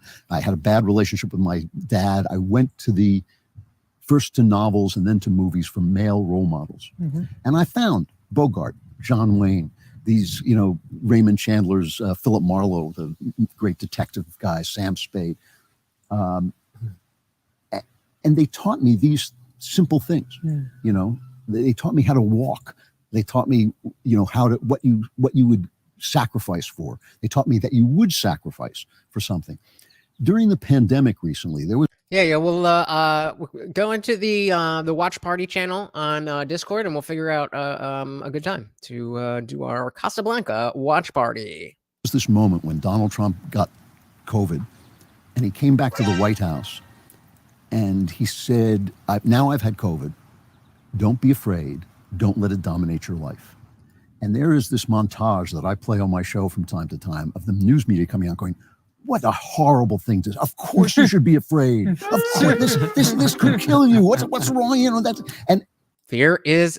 I mean, we were just talking about how the only thing they know is power, and the best way to get power is through fear. I don't know if I was the last person in America with all those movies in my head saying, "Wait a minute, you know, there are things that are more important than dying." You know, like slavery, like losing your freedom, like losing your dignity, like, you know, losing the chance to be the thing that you want to be. People have died for all those things through time. And yet here were the news media, one of them after another, saying, no, that mean, awful Donald Trump, you know, you must be afraid. You must be afraid. And then they sit around going, why would anybody vote for Donald Trump? Well, you know, these are the things we learned from the movies.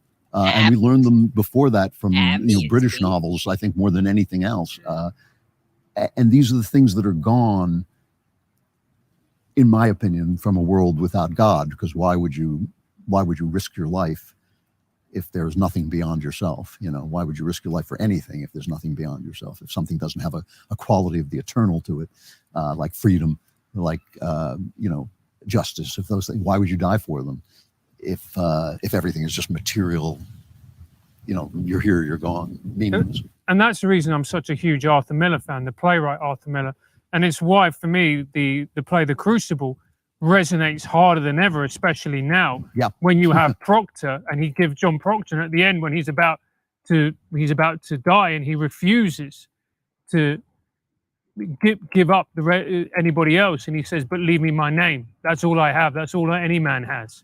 Yes, and then think, of Andrew Cuomo, who was made a hero. He was the governor of New York. Yeah. And he was Andrew made into a hero, Cuomo. the anti-Trump. Yeah. And he said, we have to do all this stuff because it's death, and nothing is worse than death. Death is death, and death, when you're dead, you're dead. And it's just like, who are these people? So Ovis says, I have a problem with the Daily Wire guys, which Andrew Klavan is one of them. I've literally never seen them engage with their audience. It gives the perception that that we are the unwashed. Yeah, that makes sense. And Kelly agrees. Because you think about even like Crowder will do his change my mind segment. Even just now, just recently, Tim Pool is doing the members Discord with the call-ins and stuff like that.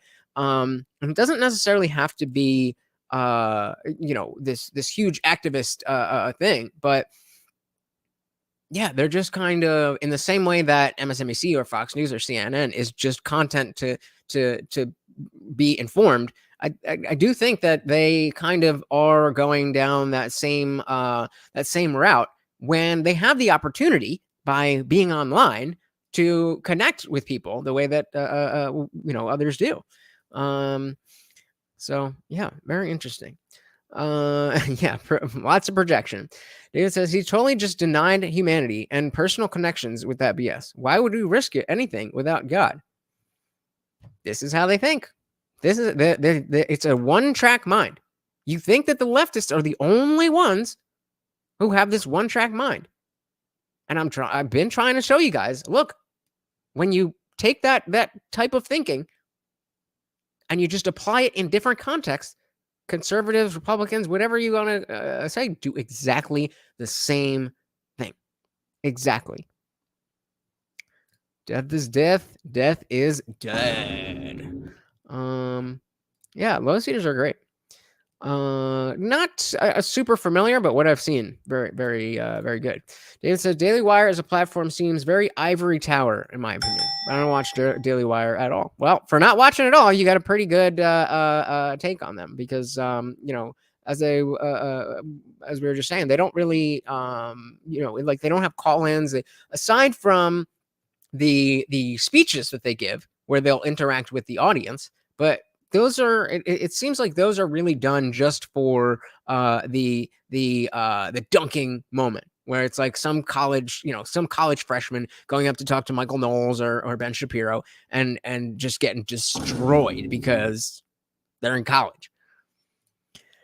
Kelly says, I think selfishness prevails without a higher meaning. Yeah, I'll agree with that. Absolutely. I'll agree with that 100%. I think we definitely need a higher meaning. I think there's something bigger than ourselves that we need to tap into, whether that is your religion, whether it's your family, whether it's the idea that we are all one and you need to contribute to this, say, that, or the other. I completely agree that it certainly doesn't. Yeah, it certainly doesn't have to be God. It certainly doesn't have to be God. It could be. I agree. But I do agree with the original statement that selfishness prevails without a higher meaning. If you're not here to serve anything else, even if that's, it could be as simple as your career, depending on what it is. If you have a career where the work you do helps other people, then you don't need to believe in a God, but you believe in the work that you're doing. And that's your higher meaning. Is providing the help that you do. Well said, Kelly. Well said. He never said God. He never said God. However, for the sake of argument, what? Melted Mind Media says, relating to the Marvel stuff from earlier, Spider-Verse is some of the best animated Marvel I've ever seen, and it's woke as hell. Yeah, very true. Very true. I think that movie was awesome. And it wasn't overtly woke. It was very there's a lot of girl boss moments and stuff like that. And obviously, Miles Morales is black, but I don't necessarily mind like just plain diversity. I mind when the wokeness, like the message overtakes the story. That's what I really hate. Oh, geez. Not to bring up a sore subject, but Prager talks about how gratitude is a very important trait to have. And I agree. You just don't need God for it. It's like run and hide, everybody. And you know, this is kind of the instrument of power. Everything is a catastrophe. Everything is an emergency. The climate is an emergency. You go like, you know, it's a little warm today. Oh my, it's an emergency. Give me more power. You know, racism is an emergency. Racism is a health emergency. You know, give us more power. The COVID is an emergency. Give us more power. It's always back to that. You know, it's always basically they're going to take care of you. Let me ask you a question I don't like asking because I don't like hearing the answer. But Mountain My Media said, nah, I watch Bollywood so I can see only one race. The master race. My race. How come I can say that? But if I were white, we would be canceled by now. Opposites have always been of the camp that I can look past agenda in entertainment when it's not at the expense of a good story, even if you don't believe in the agenda. 100% agreed. 100%. If Hollywood is aged out and comedy is aged out, and if we're seeing the same thing in Western political systems, is the West coming to an end? Really, guys? You couldn't just cut and wait for the plane? Well, it's a good question. Professional. Be professional. The West has come to an end before, and it came slowly back. My guess is I don't think so. Something is coming to an end, and when things come to an end, it's a very dangerous moment. The baby boom generation is dying.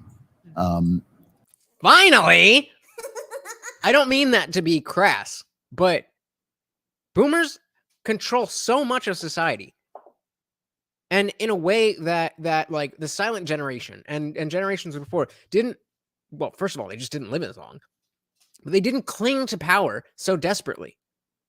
Never has there been 60 years between the average age of a new voter and the average age of a congressman. That's unheard of. And so I don't say finally as that I want people to die. There needs to be change. There needs to be other people who are more in touch with the real world than the people we have in office. There's no generation to take their place. I did a show recently about King Lear, which is about the same situation. The old man is dying. There's nobody to take his place because they haven't learned the things you need to learn to take the last generation's place. True. Zibby says Rome ended, then something worse was created. The new Rome Empire. The post-World War II order is dying. The post-Cold War order is dying. A lot of stuff is coming to an end right now. And in times like that, certain things happen. There's gender confusion. Always gender confusion in moments like this. There's the threat of war because there's no common ground. Right now in America, we have no common ground. There's no common ground between left and right. There's plenty of common ground among the people. Like I would say about 70% of the people probably agree on 70% of the ideas. But among the loudest people, there's no common ground, and that could lead to actual shooting war. However, I think that the foundation on which America stands and the alliance that it has built with both what was once great Europe and some of Israel and the Middle East and Eastern Europe, I think there's a lot of energy still in there, political energy and military energy and possibly financial energy. And if I had to predict something, what I would say, I'm much more afraid of losing the American Republic than I am of losing America. So remember, more afraid of losing the American Republic than I am of losing America. What do you think that means? Because he's about to, the Roman Republic fell, the Roman Empire. But yeah, so Opus said boomers are paid the entire planet and left us a tattered husk. I agreed with that, but Indie Film says I don't agree. I think that is spin. Okay.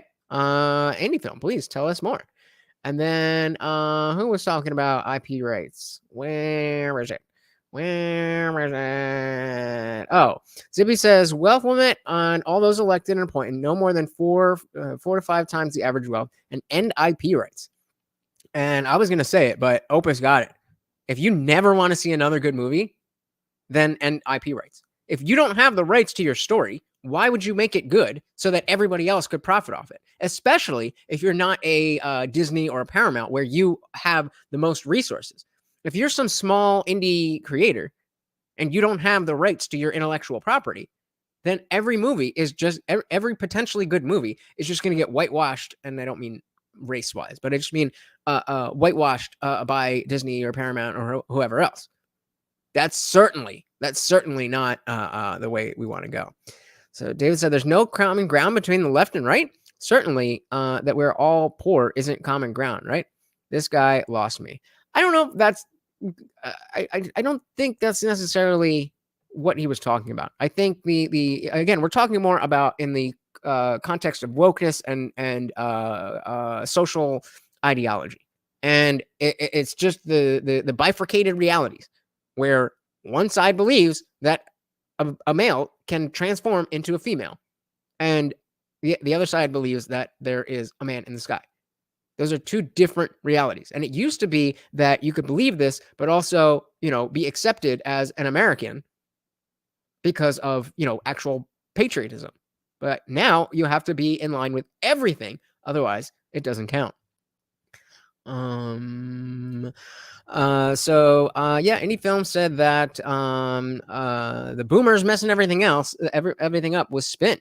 Says I don't believe that the boomers have destroyed the planet and left it to millennials, Gen Z, and everybody else to fix it. And I think that is just a way to divide and conquer the masses. I'm gonna go ahead and go with Opus there. Opus said the next sentence after said that common folk have common ground, i.e., the poors. Let's go back. And military energy and possibly financial energy. And if I had to predict something, what I would say, I'm much more afraid of losing the American Republic. No, I didn't go back far enough. How far back was it? There's nobody to take the last generation's place. The post-World War II order is dying. The post-Cold War order is dying. A lot of stuff is coming to an end right now. And in times like that, certain things happen. There's gender confusion. Always gender confusion in moments like this. There's the threat of war because there's no common ground. Right now in America, we have no common ground. There's no common ground between left and right. There's plenty of common ground among the people. Like I would say about 70% of the people probably agree on 70% of the ideas. But among the loudest people, there's no common ground. And that's could lead to actual shooting war. Yeah. So it's just about talking about how like on the right, there transformation is a zero-sum game. Like that's just a lot of conservatives are just not ever going to think that it's okay for that to happen. In the same way that on the left, there is no way that you're ever going to convince people that gender dysphoria is a mental illness, as it was for so long until we just decided politically to make it a protected class. Melty is right on point when she ate the apple. How dare you? How dare you? Zippy said the market is saturated with media and products made poorly. Without IP rights, investor groups will be forced to more of a natural market. I don't know, man. We're already living in a time of crap media and products caused by market centralization. That's true. But I think the only reason that we have stuff that works is because of those IP rights. I think if you get those out of the way, then nothing's stopping Disney from gobbling up everything that they see. Like, oh, that's a good idea. The person doesn't have any rights to it. Let's just make a better movie of that. But, we'll add some wokeness and make billions of dollars, and nobody will ever see that small movie. We just won't know. So I'm not saying that you necessarily will be like, oh man, I wish I missed or I wish this movie was made by the original director because it would have been this, that, or the. You just wouldn't know that it ever existed in a different form. I'm just like, all right, I guess this is what movies are now. And if we agree that that's already the case, then we definitely don't want to make it worse, because there are good indie movies. There are good indie films out there. Indie film has one of his own. And it's very good. So if let's just say, indie film's movie was, the best thing in the world, and Disney saw that, then they could just take it. And even though indie film is the one who came up with this brilliant movie, they have the resources to make it a $40 billion operation. So definitely don't want to get rid of those IP rights. And then again, when it comes to the common ground, we're talking about those issues that they're never going to be able to find common ground. However, actually, to expand on that a little bit more. So when he's saying the 70%, he's saying like 70% of things we can find common ground, where like even take something like healthcare. We can say that, maybe just blanket universal healthcare and no private insurance is not something that the right would ever abide by, and that there has to be some safety programs in place. Otherwise, the left would never be okay with that. And so finding a way to find that middle ground. On a lot of issues, there is possibility for a middle ground. But some issues, the most important issue, I don't want to say the most important issue, but the most sensationalized issues are definitely, there's no common ground. So Zippy says, but Disney cannot keep most of its investors when it's no longer a monopoly. Disney and other corporations are too big to fail. Take away some of their monopoly and they will fall apart. Opus says, to be honest, IP rights probably won't matter for long. The people who will be creating the best movies will be the people who are the most talented at creating an AI prompt. That's probably true, but even still, I think that it matters that there has to be incentive to do better. So whether you're doing it through AI or whether you're writing it with a pencil or on a typewriter or a keyboard, there has to be a reason that you want to put money into this endeavor. If you want to make this film, it costs money, it takes time, all that. And if there's no monetary incentive, then people aren't going to do it.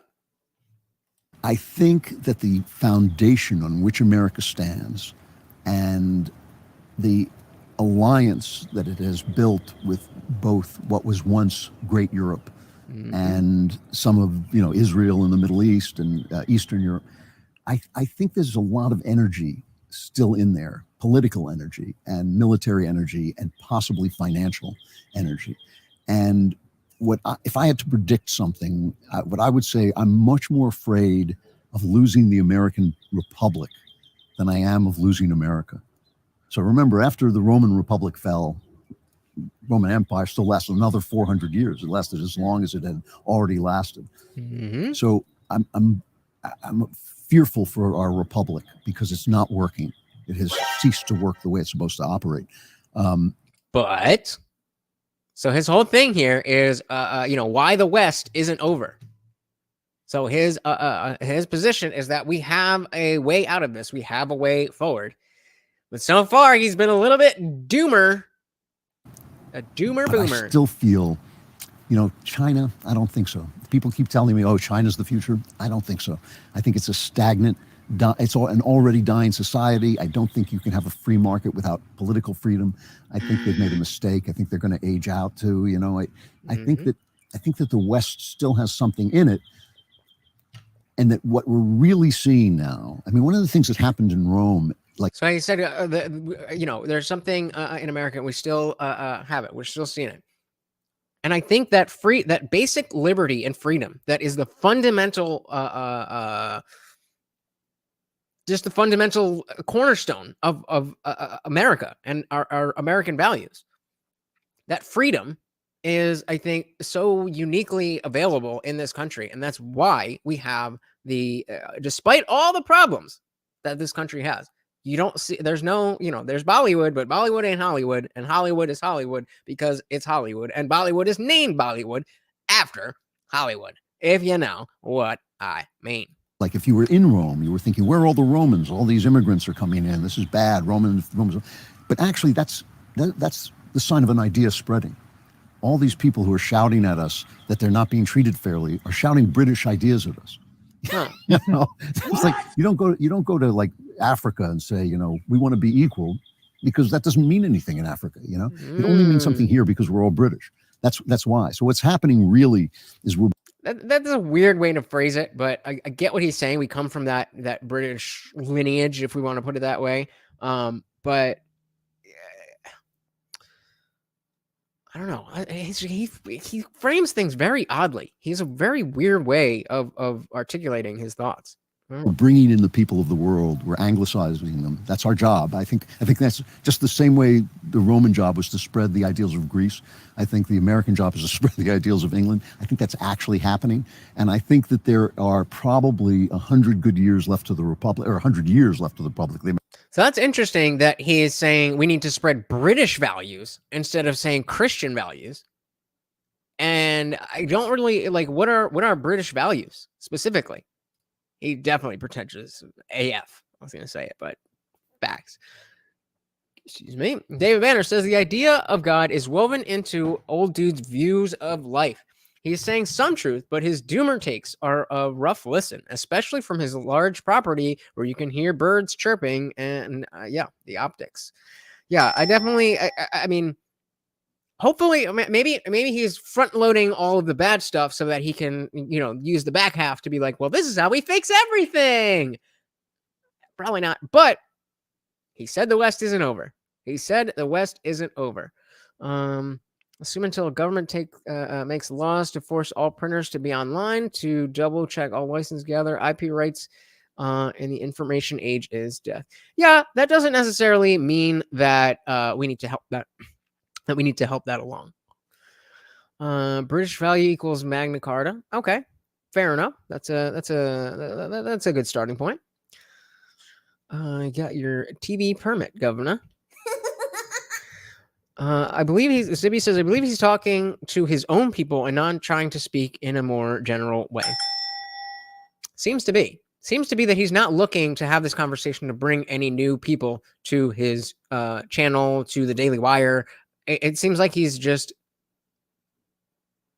saying what he thinks, which is fine, but at this level, it's like you should have more to offer than that, I feel like. But again, we're only halfway through, so let's see. It may not be that good. And then I think something else will come, but I think it will still be Western for a long time. That's my guess. I say that and we could all blow up as we're speaking here, but that's my guess. I see when I talk to Andrew, I enjoy it so much because when I went into the arts, I expected it to be full of people like you, people questioning, people who are open. We could debate, we could discuss. You disagree. You see yourself as a conservative. I remember you when we were having a conversation, you looking at me and going, "You're a conservative. You just don't know it yet." Yeah, and I think what he's getting to is that, and we talk about this a lot, about how there used to be the ability to have these conversations, and that ability in individuals has just disappeared. We've lost it as a people, the ability to find common ground where it does exist and create common ground where it doesn't. Which is what I get from everybody when I come here. But the arts isn't full of people like you. It isn't full of people who are interested and curious and open to new ideas. Why is that? What's gone wrong? That's an interesting question, because again, thinking back to just like the 60s and the hippies and the idea of free love and being artistic and all that absolutely gave us a lot of our modern American culture. That individuality that is so important to that identity. Interesting, but he's saying that's gone.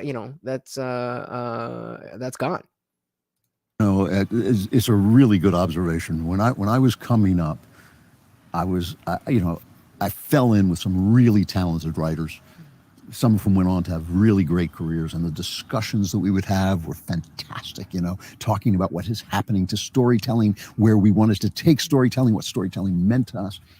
Within years, we had all done fairly well, and we were talking about, who's your agent? How'd you get that? Why did you get that deal? I didn't get that deal. Nobody said, and I thought, I hate these people. I'm not talking to these people. And one of the things that was kind of lovely about becoming a writing, thinking conservative was suddenly I saw that again.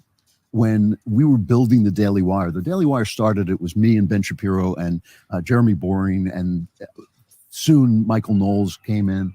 Oh, wow. So he's a founding member. Interesting. MJ says, so you could say that we are experiencing a Tower of Babel situation.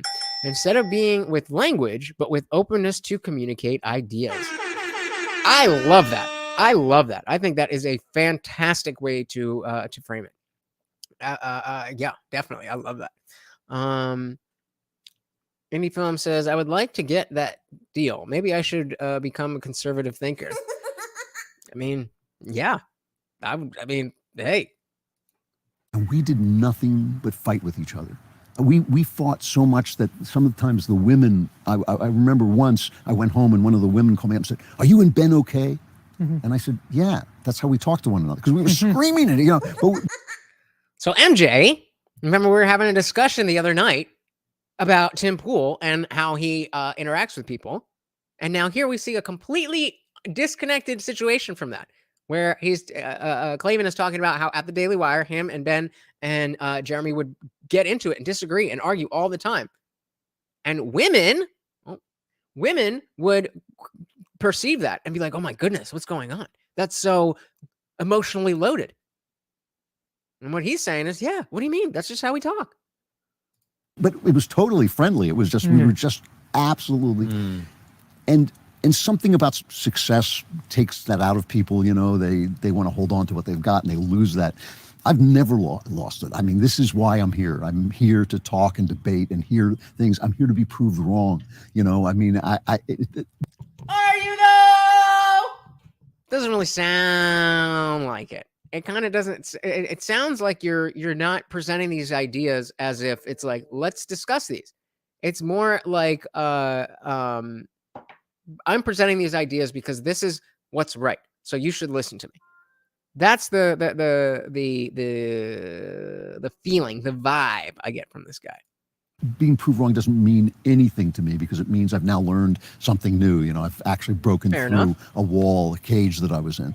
But it's a remarkable thing because one of the drawbacks to this internet culture is that if you're wrong, people are like, you were wrong. That happens to me sometimes. it may happen again before I'm done, Yeah, I can promise you guys, I've been wrong about things before and I will be wrong about things again. Just in case you thought I was perfect. But to me, that's the glory of doing what we do. That you can grow and you can change, and that the books that you write at 50 are not the books you write at 30, and the books that you write at 70 shouldn't be the books you write at 50 too. You should get deeper and richer, and that means leaving things behind. But you're absolutely right. We are in a culture that has shut that. First, we were in a culture, I just saw it as people got rich, they stopped doing it. That may just be part of nature, But also we're in a culture that doesn't allow you to do that. Culture doesn't allow you to do that. I don't know if I agree with that. MJ said, how do you think this interview was proposed to Andrew Klavan? Was it tell me your story, or here, come to our channel to talk to different people? I would imagine the first, based on how he is talking. Which, there's nothing wrong with that. But usually on Triggernometry, there's more of, it's not just like like tell me your story. It's a little bit more of like, let's talk about these issues.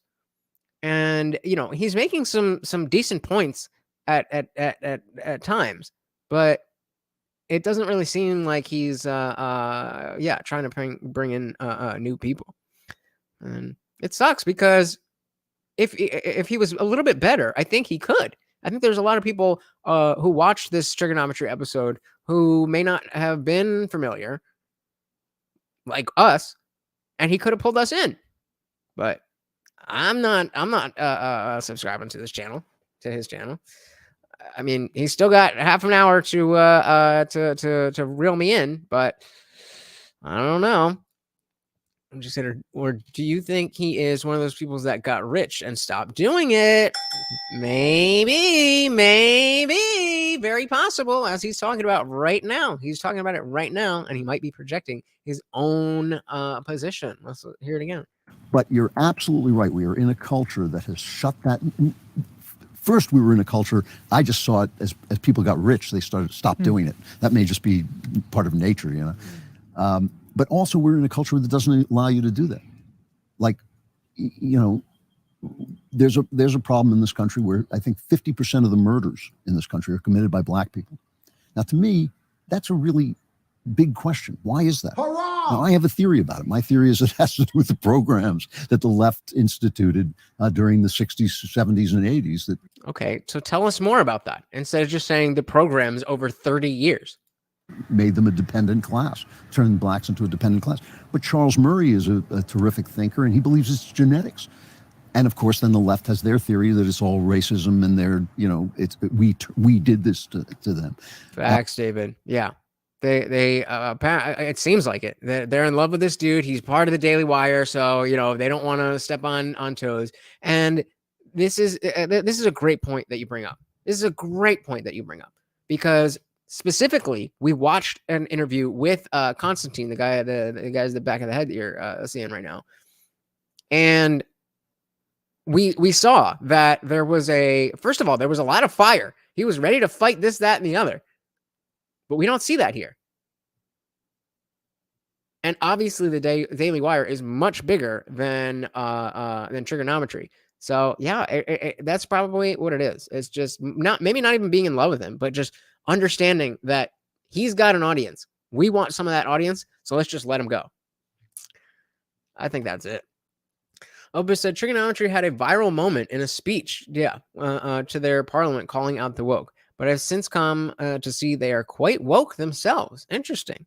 How do you what have you seen that said they're woke? What about others? I'm just said, did they all just smoke some pot and are too mellowed? I don't know. Doesn't seem like their style. You can't have that conversation, you know, for saying what I just said. I'm a racist. Oh, I flinched, even though I know the statistics, and I've listened to Larry Elder and Thomas Sowell talk about it, and I've looked at the arguments. I flinch when you say it. Yeah. Because that's the culture we're in. I brought up Charles Murray at a dinner party in LA, and somebody said, isn't he that racist? You know, he's not a racist at all, but he does believe in genetics more than I do. I'm not like a big... And he could be wrong. He could be totally wrong, you know, but I had him on the show. I wanted to hear what he had to say. And he we had a really interesting conversation, and I pushed back against him. He was absolutely civilized. And I don't think I saw that one. I know there was one that we covered, and maybe that was it, but it was so unimpressive that I don't even remember who it was with.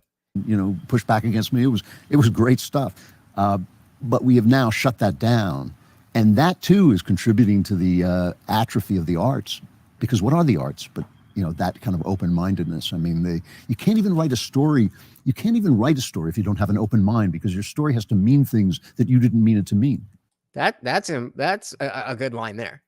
Yeah, your story has to mean things that you didn't mean it to mean. So David said, I think it is love. Watch, your point makes sense too, but but the dude with the glasses was all, when I entered the arts, I hoped it was full of people like you. Yeah, I mean, you know. Oh, really? They went on with the Nick Fuentes thing? I'm like, How dare you? That's that. All right, I didn't see that. That's certainly not the one we covered. So that's disappointing. Zippy says social aid in the U.S. is a drug. I'm on SSI. I don't know what that is. Was disabled in the 90s. It is rough, man. Well, I am sorry to hear that, but I am glad you're getting the help that you need. Yeah, that he's got some good points here and there. Are the arts, but you know, that kind of open-mindedness. I mean, you can't even write a story. You can't even write a story if you don't have an open mind, because your story has to mean things that you didn't mean it to mean. For a story to come to life, You have to set it free. You can't just say, oh, this has to happen to that character because I'm a capitalist and I don't want the communists to win. You can't write a story like that. You have to let the story tell itself. And all of that stuff requires a certain fearlessness that artists are renowned for, but have no longer got. You can. I'm writing this new series of mystery stories. Okay. And I have a new one. The third one is coming out in October, at the end of October. And Then it's not a new series, is it? A new series would mean that you don't already have two. handed it in and had a glancing reference to transgenderism, maybe 5 lines. He said, oh, you have to take this out. I said, I will pull that book before I take out anything for political reason. What am I? The New York Times is going to give me a bad review. I've said things about the New York Times. I think they may show up at my house one day. No, that's insane. It's insane to have to kowtow to, a bunch of basic losers. Oprah said, also, as pretentious as I think Klavan is, he's also way out of Triggernometry's league intellectually. I think that's probably more of what we're seeing, is that they don't know where to go. And he's just talking, and the people who are fans of Andrew Klavan are going to like him talking because they're fans of him. So I hear what you're saying about what Francis was saying. Oh, I thought it was going to be more people like you who question everything. I hear you on that. But I do think it's more of a professional thing. David agrees with Opus. Fair enough. Oh, just a Social Security income. Fair enough. Meltemi Media said, but you could write a story where commies won. Wolfenstein is about the Nazis winning World War II. Sure. What's the agreed. Basically adolescents who've been taught something in college and don't know enough to disagree. It's very stultifying, and it's also, as you say, it's dull. I want to be with people who disagree and are fearlessly disagree and don't call each other names. When they say something. And Andrew, I said shit. Me too. forgive me for saying this, but what you're describing to Oh, anybody else? Anybody else? We glitching out? Anybody good? Looks good on my end. Might be you. Let me know. me are old school liberal values. Yes. So this is what Yeah, agreed. Exactly. I think they're just listening more than advocating or pushing back. I think they probably came into this saying we're at his house. Let's just let him do his thing. Let him run the show. I find mind-boggling. I'm 40 years old. When I was a young guy watching comedy and being inspired by it, the people who were really pushing back against the dogma of their day were people like George Carlin and Bill Hicks, who's If you didn't see the video I did on the George Carlin bit, it was just a couple. It was last week. Go check it out. targets were religious conservatives. Right. So if you talk about stultifying, they were the ones, Bill Hicks' last Letterman appearance wasn't broadcast for, I think, over a decade because he made fun of religion, right? So when I came into adulthood, it was conservatives, at least that was kind of the way it was presented, who were the people who were refusing to have the conversation. Right. So Melton said he said that you can't let the communists win in a story because you don't like capitalism. He said you have to let it play out.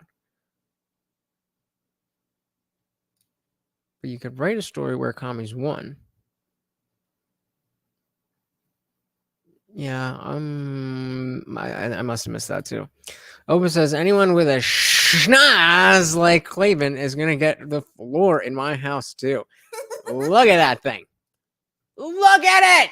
All right, let's not body shame guys, especially because he's of a certain persuasion. We don't want to get into that area. Discord though. And it was the liberals who were, let's have that robust debate that you're talking about. That was the lifeblood of my young adulthood. That was what I loved. I cherished that. Yeah, that used to be the liberal side of things about being free speech and wanting to hash ideas out. And somehow in the last 10 years, It just completely flip-flopped. Maybe, probably not, but no, I think you're right there. Is he ish? What does that mean? So what happened? How like you talked about it in your own life. You were this, liberal, went over to the UK, came back conservative. And neither of us is conservative, but we find ourselves mostly talking to people who are in the center or right of center. Right. Because the people on the left won't talk to you unless you are a raging liberal. Because the left does this 6 degrees of white supremacy thing, where if you talk to this guy and he sat next to that guy whose dog blah blah blah, then you can't talk to them anymore. How are the three of us sitting here? Yes. Well, because when I said to you that, Francis, that you were He's ethnically, or I don't know how but he is religiously a Christian, but he is Jewish by ethnicity, heritage, whatever you would call that. conservative. I said this to Mary Harrington, who also tells me she's on the left, but there is no left. There is no in the 50s, I think it was, a famous literary critic. Let the world know. Let the world know. David Banner's a good guy, I promise. Named Lionel Trilling said there is no such thing as an intellectual conservative. There are no conservative ideas. There are only conservative gestures. It's a very snobby, snooty thing to say, but Liberal elitism at its finest. There's no such thing as an intellectual conservative. Hi. he had a point. Now that's true of the left, but it's not true of the right. On the left, there are no ideas. There are no ideas on the left. I mean, their ideas are like, yeah, you can print money because that's fine, and you can't arrest black people because they're brown, they have this color skin, and you're white and therefore you're evil. Those aren't ideas. Those are gestures. Those are kind of virtue signaling movements of the chin, but they're not like something that you can debate in any serious way. And that's on purpose. It's on purpose that everything they stand for is not something that you can debate in any serious way. That is the semantic obfuscation that, transphobia can just be tossed in whenever they're losing the argument, or racism, or you're a Nazi, or this, that, whatever is the flavor of the week. That is what we see when these ideas are actually put up to the test of somebody who understands the position and tries to push back. And the reason is that, as we've seen time and time and time and time again, I was just watching a video today about, I just dropped the video today on Dylan Mulvaney, and I saw another video of somebody that was an atheist YouTuber. Did I already say this? I feel like I already said this. I don't think so. But point being, is an atheist YouTuber that I started following, back in the day when that was my main squeeze. And it's like they were purposely misunderstanding the reasons that we don't like Dylan Mulvaney. Like the big video that went viral originally was Dylan with high heels in the woods and just floundering around, and then there's a big a bug, and it's like, ah! And it's like, and the girl making the video was like, all of this over a bug? Like, oh my God, no. It's not about the bug. First of all, this is a man wearing heels to go hiking in the woods. I don't think that's something that average women do. And then they were trying to say, well, other women, and she was trying to say, well, if a woman made this video, then it would be fine. Like, yes, exactly, because then it would be a woman. That's like saying, that's like taking a blackface video and be like, there's nothing wrong with this. If a black person made this video, it would be fine. What? Either purposely misunderstanding the points, or just being so out of touch that they just assume that they know without having to listen to us. A man can become a woman, as if. There we go. Like, what are you even talking about? On the right, basically, the right now contains those people like me. I mean, I always say this. I always say I'm a conservative because I'm a liberal. I'm a conservative because I want people to be free. I'm a conservative because I'm a liberal. I'm a conservative because I want people to be free. That's really what it is in 2023. If you're really liberal minded, if you really want people to be free, then you can't be a Democrat. Those things are not compatible. MJ says, I've seen men and women, almost all age groups, scream in terror of bugs, and I admit I've done it done it before myself. Right? Were you wearing heels at the time? Because that was the part about it, not the bug. The fact that this was somebody wearing heels to go hiking. So, Opus said, spoilers. Spoilers for what? I don't know if I want to read this now. Spoilers, it would be comic gold if it weren't for the fact that these people are making policy in the U.S. David says, I agree. There's people that that say you don't like Dylan Mulvaney because you're a bigot transphobe, not the fact that they're a weirdo clout demon only interested in fame. Yeah, they're purposely ignoring. Hey, we got Nick in the building. Welcome to the party. Glad to see you, brother. We are talking with Andrew Klavan here on the Triggernometry Podcast, focusing a little bit on film and movies and stuff like that, but just kind of having a general discussion. Welcome to the party. Any film said, don't think I've ever screamed in terror about bugs. Well, you're not a woman. We got a welcome for Nick. Look at that. Want other people to be able to have the life let's hear that again. they want to have. Serious way, a man can become a woman, as this is how. Oh god damn it, my button's gone.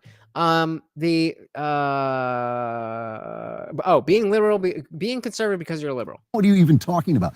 On the right, basically, the right now contains those people like me. I mean, I always say this. I always say I'm a conservative because I'm a liberal. I'm a conservative because I want people to be free. I want other people to be able to have the life that they want to have, not the life I want them to have. Based. The life that they want to have, not the life that I want them to have. Some other my media says, Dylan scares me with his control over 13 to 17-year-old girls, and Bud Light targeting a younger group with the talk of consent in the air. Sounds like they want to reduce the drinking age. It's not just the drinking age, it's the age of consent altogether. It's the age of consent altogether. They don't want, they're not just focusing on getting your kids to drink beer. They want your kids to be treated as adults in the worst ways. They want them to be able to make sexual decisions. They want them to be able to make decisions about surgery, about permanently changing aspects of their body. I mean, the list goes on. And that's why, shout out to Dr. Evil Genius. But Dr. Evil Genius was giving me pushback when I said that Dylan, that Bud Light was selling beer to children through Dylan. He's like, he's not selling. Like, excuse me. If you got Blue's Clues or Dora the Explorer, that might be dating how old I am. But if you get that and put it in a Bud Light commercial, who's your target audience? And now it's just amazing. It's just amazing that not only does the right hate Bud Light for not going back on it, but because they put out that half statement, now everybody's mad at them. Get woke, go broke. Zibby said, I think he meant the left says there are no intellectuals in the West. I don't think so. I think he was saying that. You might be right. I mean, me neither. Yep. Yeah. It's everything. It's not just drinking. It's not just this. It's everything. The age of consent. They want to be able to get to your children before you have the opportunity to instill your values in your children. They want to be able to instill their values in your children. Oh, so to be fair, the right took Dylan from niche famous to actual famous, and we should probably stop talking about him at this point. Yes, I am definitely... I'm trying to make the video that I did today the last time I talk about Dylan, but hey, I mean, if stuff happens, then stuff happens, but I do agree with you.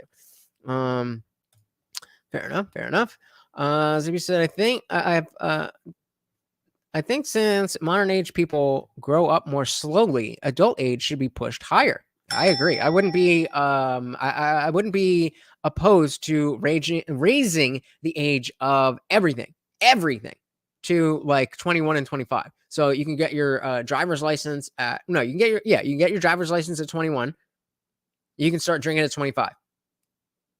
When it comes to exactly. The fact that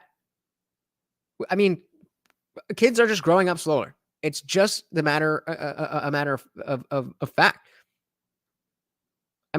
20 years ago, being 30 years old and living with your parents was the worst thing that could possibly happen.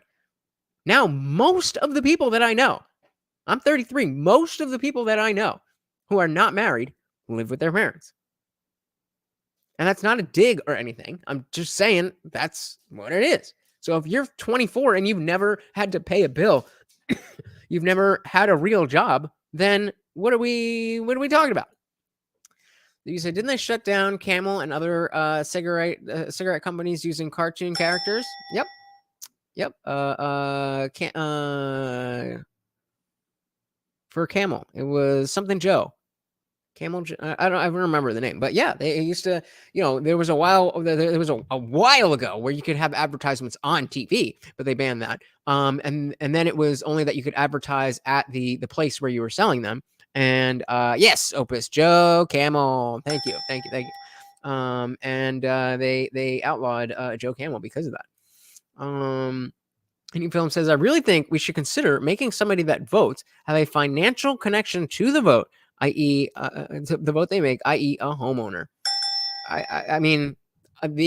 That's one way to do it. Another way is service guarantees citizenship. It doesn't have to be the military, but you have to do 40 hours. Say 40, 50 hours for your entire life up until voting age to be able to vote.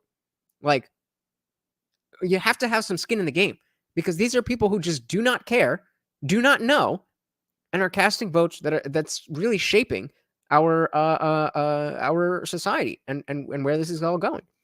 All right, so let's jump back into this, and we'll get some more in a minute. I know how everybody should live. I could explain to you, but it's none of my business. That actually is my religion. That's actually in the Gospels. Leave people alone. Don't judge people. Let them do what they're going to do. Let them work out their salvation with fear and trembling. That attitude is now a right-wing attitude. So if you have that attitude, you are somewhere on the right. How did that happen? Well, I think it happened because ideas, first of all, follow themselves out to their furthest extreme. And the idea that the government is the solution to problems has followed itself out to its furthest extreme. But also, power corrupts. And the left has... So it seems like we have a lot of people here saying that, like MJ saying, not in today's economy and housing costs, people can't afford to buy when investment companies are buying and then renting entire neighborhoods. So that's why I lean more towards service guarantee citizenship, where it's something that you can do. It's something you can do because you don't have to you only need a certain amount of time. And if you stretch that over, like, let's say, it was something along the lines of, just basic community service, going to the library or anything. And you have to do 50 hours a year or something. That's 1 hour a week. That's 1 hour a week to serve your community, to get the right to vote. I don't think that is too much, but there definitely is an issue with the housing market. I don't know if that would be the best way, but given the if it wasn't the way, if it didn't go down that way, then that would be a good way to do it. Like, you used to have to be a landowner, but that made sense when you could own land pretty easily. Melton My Media says Joe Camel and the Marlboro Cowboy were icons of the time and got so many kids to smoke. Yep.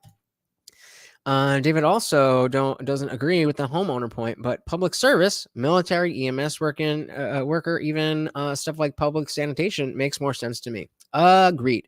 Sounds like we're down for that. The local animal shelter, exactly. You guys get it. So much power. This is what killed me during the Trump administrations. They called themselves the resistance. So I thought, so you've got the deep state, the deep government, the permanent government. You've got the media. You've got the entertainment and the news media. And you've the got big tech. the academies. You've got now the corporations. You've got big tech. What are you resisting against? I thought, oh yeah, you're resisting the people. You're resisting the ordinary guy. So, the idea of the left has played itself out. As I keep telling my friends on the right, if we come back and win the power, we'll become corrupt because power corrupts. I mean, that was the whole point of the country. The whole point of... If we get the power back, we'll be corrupt. That's what we have checks and balances for. Because when you say we get the power, then it's not like I am going to get any power because I agree with you who has the power. And just because you agree with me and you have power doesn't mean that I want you to abuse your power, even though you are going to be corrupted by that power. We just that's how power works. I don't agree with that. Hey, Melted Mind Media coming out for our boy with the $2 super chat, said treat time for the sweetest boy. Eat it, bro. What are you doing? He's like, I can't be bothered. I can't be bothered to rest my to move my neck. But thank you, Melted Mind Media. Again, if you have not checked out his channel, please go and do so. Let me get that link in the chat one more time. Did you get that video out today, bro? Did you get that video out? We want to talk about that. But thank you again. Yes, power leads to corruption. But what he's saying is that we, as in what just happened? What he's saying is that we, the voters, are going to be corrupted by this power when it's not technically we, the voters, that have the power. We are the voters who vote the person who has the power into office, sure. But I don't know. I mean, I want him to finish this thought, but I don't really agree with the populace becoming corrupt because their ideology is in power, because that's never how it's been until recently. I mean, you have your outliers with like Stalin and all that, but I'm saying just in the normal course of politics, it's not like every time the Republicans get in office, then all conservative voters, turn into the woke mob. So there certainly was a much bigger push for religious Puritanism the last time Republicans were really in power, but not really. Let's see. I want him to finish this point. As I keep telling my friends on the right, if we come back and win the power, we'll become corrupt because power corrupts. I mean, that was the whole point of the country. The whole point of this country was to create a sort of Rube Goldberg machine that every time somebody came too powerful, somebody else knocked them down.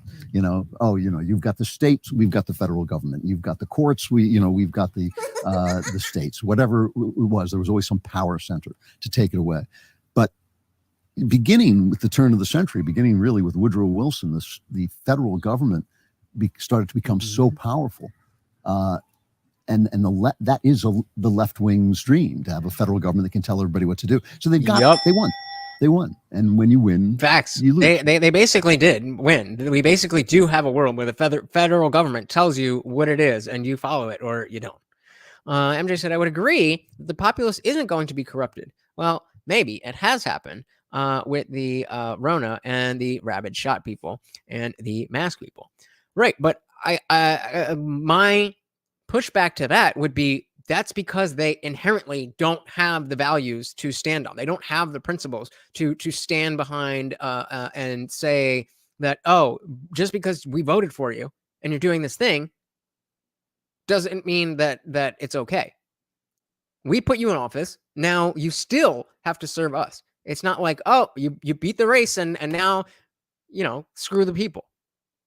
It's these people that were corrupted because of their lack of values and morals. But we have values and morals. So when the people that we want are in charge, we will still have those principles to stand on to hold those people to that standard. Opus says the only checks and balances left are local government, and the federal government is hacking at their powers every day. Super facts. Nick says, I think we need to stop government officials from being able to profit while in office. The question I have is, anyone have any good ideas about how to accomplish that? Nope, I don't.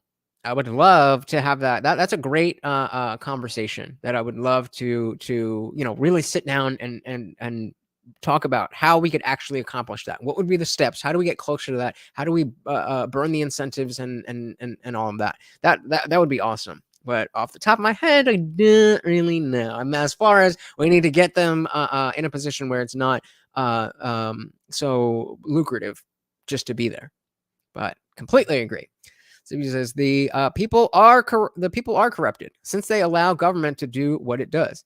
ATF sent 10,000 people a day to jail over illicit laws they created when they cannot create law. Well, again, that's they're not going to regulate themselves. But even though the leftist voters won't regulate their people and will just fall in lockstep, doesn't mean that we will. That's what makes us different. Do what they did to Trump? What about that? To get so that what do you mean in terms of like having him sell stuff? Put assets in a blind trust. Yeah, I mean, I don't think I think the majority of politicians, though, they're not already rich. They get rich by being in office, doing favors, and are enriched through whatever illicit means that they are. Trump was somebody who already had a lot of money, so that made sense for him. But like, take AOC, she was just some bartender, and now she was at the Met Gala last year. So, Zippy's saying to Nick, limit their wealth to work in government. You can't have more than 4 to 5 times the wealth. Let more of the working class in. Working people will fix it. But that depends on the populace having the information to put the right people in office. The whole issue is that people are not having these conversations and therefore not understanding the long-term and nuanced effects of the people that they do put in office. That's the whole issue. So if we can fix discourse, if we can get rid of dogmatic thinking, if we can get rid of semantic obfuscation, then only then will we be able to do this. But until then, that's an uphill battle. MJ said, but basically the official doesn't have control over how their business and assets are managed while in office. Yeah, I agreed. And Indie Film agrees with Zippy. We have to stop non-elected officials from making laws. That's a big one. We need to get rid of Article 3 of the Constitution. Then we can sue government back to balance. Interesting. What is Article 3? Can somebody get the text of that for me? When you win, your ideas stagnate. There's no one they can't crush. There's no one they can't destroy. There's no idea they can't demonize. There's one. Now that's not quite true, but for the last, say, 30 years, there's been one conservative news station, Fox News. And all you heard was, Fox, and oh my God, Fox. You would say to people, like I heard yesterday on Fox, oh, Fox, no, don't tell me. I was one of those people. It's crazy to think, but yeah, I mean, it takes, I don't know what it takes, honestly. It takes something more, something beyond just acceptance and the willingness to turn on the right channel. To be curious is, thank you. Being just curious enough to turn on the TV is not enough. And I didn't know that. I was completely, not aware of any of this. So I thought I was being super, I was doing my due diligence by watching MSNBC and Fox News. When really, it's like, you're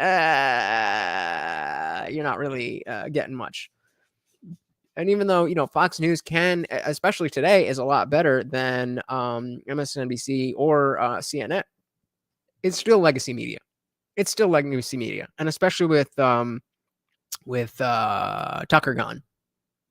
It's just legacy media. I mean, what else can you say? Opus says, I think the best thing people like us can do is run for local office and claw back power for local government from the federal government. Look at the power Ron DeSantis has in Florida. Absolutely. That is absolutely the way to do it. 100%. And so I will say, look at how relaxed Klavan is. I mean, he's just very secure in his feelings and thoughts. Fair enough. I don't know. I meant whatever you meant. Article 3, judicial branch, the judges, both of the Supreme and inferior courts, shall hold their offices during good behavior and shall at stated times receive for their services a compensation which shall not be diminished during their continuance in office.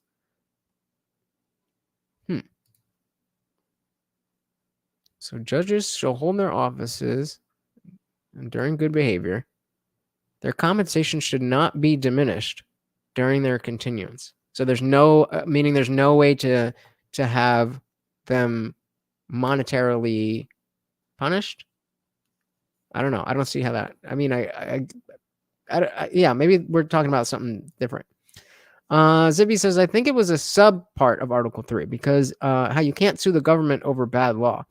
You can't sue directly about the bad law. It has to go through a decade in courts to make it to SCOTUS. Yeah.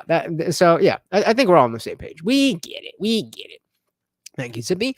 Nick says, I like the idea so far. I think the representatives should only be paid whatever the average income is for the average person who they are elected to represent. Fair enough. Fair enough. You think like there's one news station, and that's the problem with the country is that one group of people. You know, now it's Tucker Carlson. Mm-hmm. You know, Tucker Carlson. You know, has I don't always agree with Tucker Carlson, but he's like you mentioned his name, and it's like you mentioned Satan. They're so powerful. They can demonize anybody. They can silence anybody. They can cancel anybody. So why should they discuss things? Why should they discuss anything with anybody?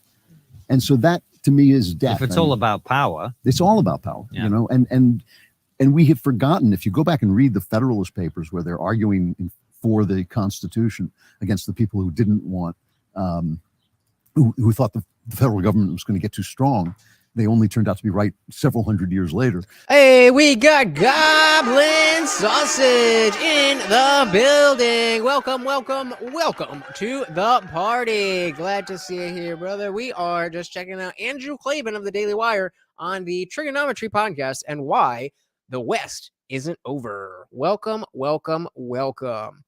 So Ova said, I think you have to be able to prove damages to sue the government also, which is ass backwards. You should be able to sue over bad laws before there is damage. I tend to agree, but you remember in like the 90s and 2000s, everybody was so lawsuit happy. You could sue over everything. I think that would clog up the legal system more. So it does make sense. It does make sense. I don't know if I love it, but it does make sense.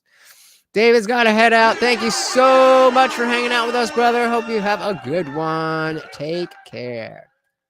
All they talk about is power. All those papers, you know, Madison and you know, all these guys, and all they talk about is how do we keep people from getting too much power? And we have forgotten that that's even a problem. So when you say, for instance, you know, we've got all these shootings in this country, these mass shootings, we should get rid of people's guns. Nobody, even on the right, people don't think to say, well, isn't that giving the federal government a monopoly on violence? Yup. Isn't that giving them too much power? Yup. You know, the answer is always no. Guns save lives. Guns, you know, protect us. We need guns for home protection. That's not why they gave us guns. They gave us guns so the states would have the power to form militias to fight the army of the federal government. That is why they gave us guns. I tried to explain this to a conservative British broadcaster, and he looked at me like I was a savage, you know. And I said, I get it. You know, I don't want people getting shot. Right, but Zippy, if it's already clogged up, clogging it up more isn't going to help anything. This is the argument of like if just because something is bad isn't a reason to make it worse. Right? I mean, come on. But that's why we have guns. Are we not going to at least debate the real reason why Americans are supposed to carry guns? Because that makes you a violent school pew-pewer. You say, oh, here's a poor person. I'm going to start a federal program to save that person. My question is, isn't that a temptation? You know, aren't we giving you money so that now you can buy that guy's vote, essentially? Yep. Absolutely. Is that enough of a reason to not have any type of social welfare at all? Not in my opinion. But absolutely, yes. You are putting him in a position where you are more likely to get his votes. Oh, so speaking of clogging the courts, did you see the border crossers are being given court appearances as far out as 2035? What? Yep. So, what are you going to do about it? That's what Biden said. What are you going to do about it? Zippy says, yes, but look at the current cases that are being worked on for years. They can get away with bad law because of the current system. Right. And that would be making it worse. So if they can get away with bad law because of the current system, and then you clog it up more with, because even if you open up the opportunity for people to be able to sue before damage, then first of all, you're talking about you're talking about either millions of individual suits on the same law, which again is a huge thing, or you're talking about a class action suit. And I mean, again, I don't disagree with the sentiment. I just don't think that that's a good way to go about it. Just like Home Depot about to be popping. You know, I don't want people to be poor. I want charity to flow in this country. When people are rich, I want the charity to flow to those who are disadvantaged. But don't we even debate how power collects, how power follows money? Are we not even going to talk about that? Nope. It's all about power when it comes to politics. That's what politics is. And we don't even talk about it anymore. The idea that, you know, obviously if a right-winger starts to do something, the press will gang up. Oh, he's a fascist. You know, he disagreed with me. He's a fascist. But if the left does something, no matter how much power, a great example. Recently, they indicted Donald Trump on an absolutely nonsense charge. Absolute nonsense. Complete abuse of power by the New York DA. All we heard from the left was... What are you guys' thoughts on that? Because at the end of the day, laws were broken. I think that it was a very bad way to open the precedent to be able to prosecute presidents. I think if we're going to open that door, it probably should be something on like war crimes and not like financial bullshit. But what do you guys think? No one's above the law. No one's above the law. I kept saying, but what law was he indicted? I don't know. But all right, no one's above the law. Then the Supreme Court made a decision that Alexandria Ocasio-Cortez, our left-wing firebrand, congresswoman, didn't like. So, well, we should ignore the courts. So no one's above the law, but they have so much power that no one's above the law if you're a conservative. Oh, you saw it during COVID. You mentioned it earlier, right? We saw it in the UK. Everyone must stay at home for the safety of everyone. BLM happens, everyone must go out into the streets because protesting is a health intervention. Right. But yeah, but if you protest the lockdowns, then you're right-wing scum and you should have your face caved in. That's the thing. That's power. And when you have that kind of power, you don't argue with that. Why would you argue when you just silence people and arrest people? You know, and then your ideas die and you have no ideas. And that's basically where the left is now. I mean, they are a rotten branch. And that's why, I mean, everything is, what's the word?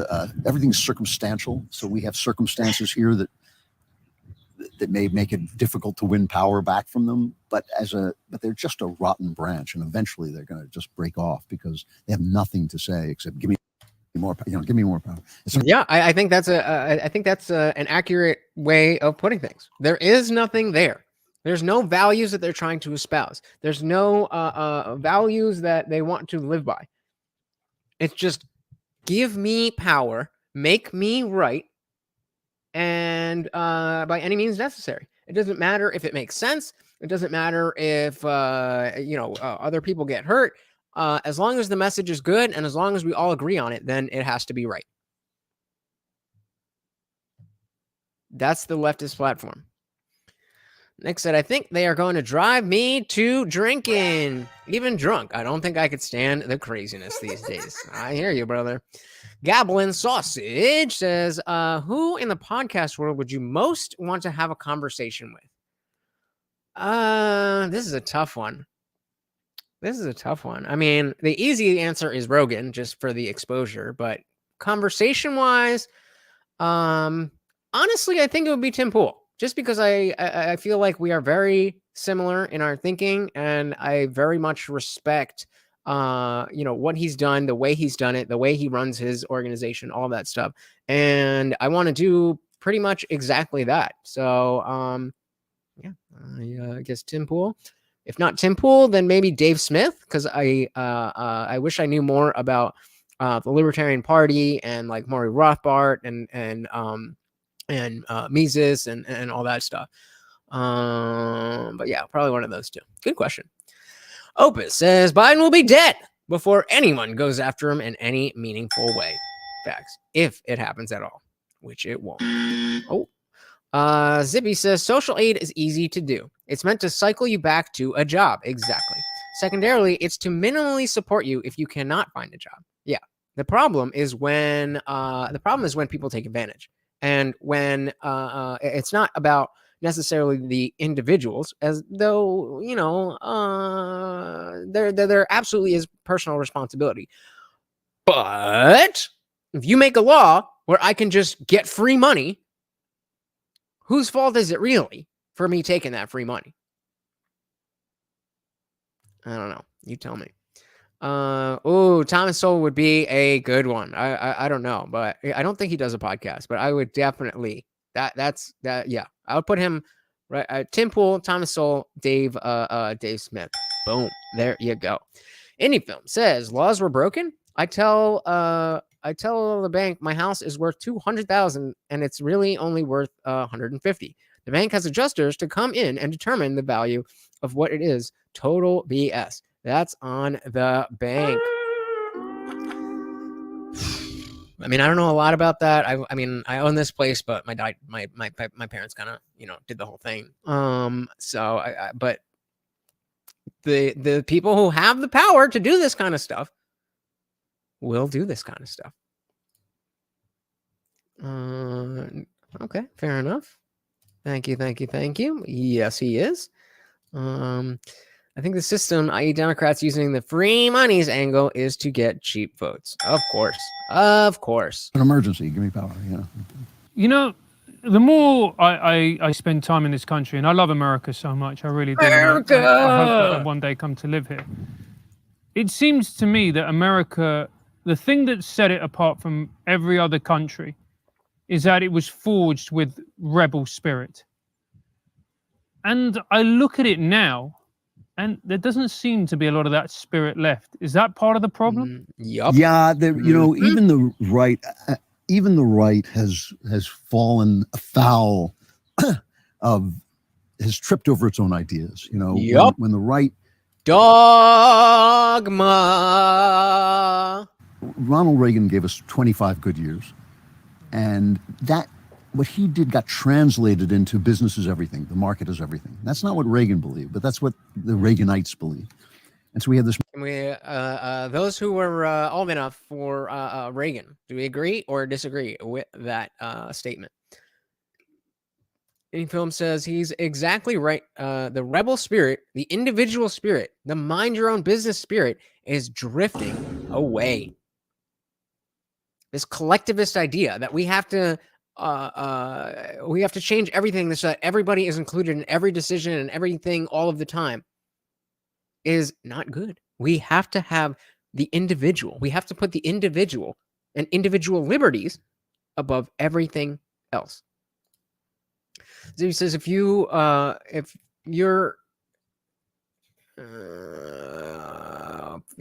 a job with kids, you get credits for daycare, etc. There are ways you can raise poor families up, but yikes.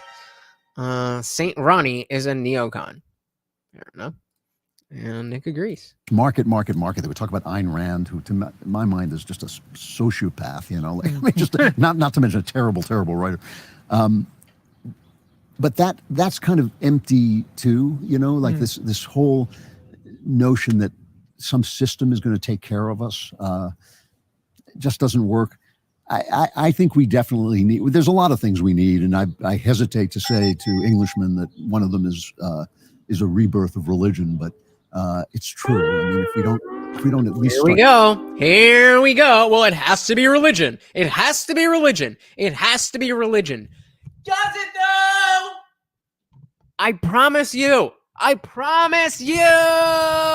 I'm on your team, and I promise you, as long as you continue down this road, you will continue to bleed supporters. You might get some people back, but you will bleed supporters. There is no way. I've tried. I've been trying. There is no way for me to accept the existence of a God based on the information that I have been showed. If something else comes up, then we can come back and address this. But this is a losing strategy. Oh, religion, it must be God. It's just too much. Is a rebirth of religion, but it's true. I mean, if we don't at least start talking as if we're spirits instead of animals, I think that we're finished. We're finished. We can't make the arguments we need to make in a materialist way. I forgot, what was your original question? It was about the rebel spirit. Oh, the rebel spirit. Yes. Well, that is also this question. Well, it does go back to materialism, because if you're afraid to die, I like that. If everything comes down to I must save my life at all costs, how can you be a rebel? Why would you be a rebel? Against how powerful would you be? How powerful? How much would you go against the power to say what you have to say? New York, I lived in New York during one of the worst times in the 70s, 1970s. You could hardly go out without, dodging bullets. I mean, it was really something. I used to go to work at 3 a.m, and I would run from my apartment to stand in front of a marketplace where there were prostitutes, because I figured if there were prostitutes, the mob wouldn't let there be violence. And I was the only guy. Based. Go buy the prostitutes, because the pimps gonna take care of you. Who in my newsroom who didn't get mugged, because that's what I would do every morning. It was terrible, but it was tough. I mean, New Yorkers were tough, and they really would not kowtow to anybody. When COVID came, my daughter still lives in New York. I'd go and visit, and everybody was like, "Oh, you're not wearing a mask. Don't come near me." They were terrified. They were terrified. So and that's the reason that for 2 years. Now remember, my birthday is right around Thanksgiving. So when my family gets together for Thanksgiving, that's typically, when we would celebrate my birthday. And I'm not, I don't need any fantastical thing, but we get together for dinner. We have something nice, or maybe we'll go out somewhere or whatever. Then obviously Christmas, 2 years, was disinvited because I wasn't jabbed. Why? Because my liberal siblings, who both live in Philadelphia, surprise, surprise, were so terrified that they wouldn't go if I went. And I wasn't trying to get into the whole why does that go? And so the first year I was just like, you guys have it. I don't even worry about it. Then, the next year I was like, okay, well, now it's my turn. I'm going to go and hang out with my family. And my brother was like, oh, my plans fell through, so I'm going to come. I'm like, okay, so what does that mean? Are you going to make me stay in the garage the whole time? Or what are we talking about?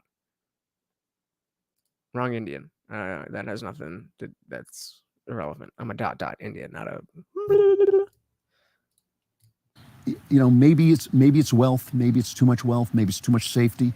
This is a wealthy, safe country in a lot of ways, but also this kind of idea that death is the end. This flesh is all you've got, and you've got to take.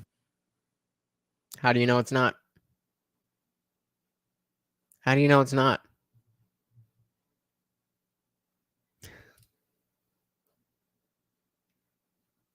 Pretty much.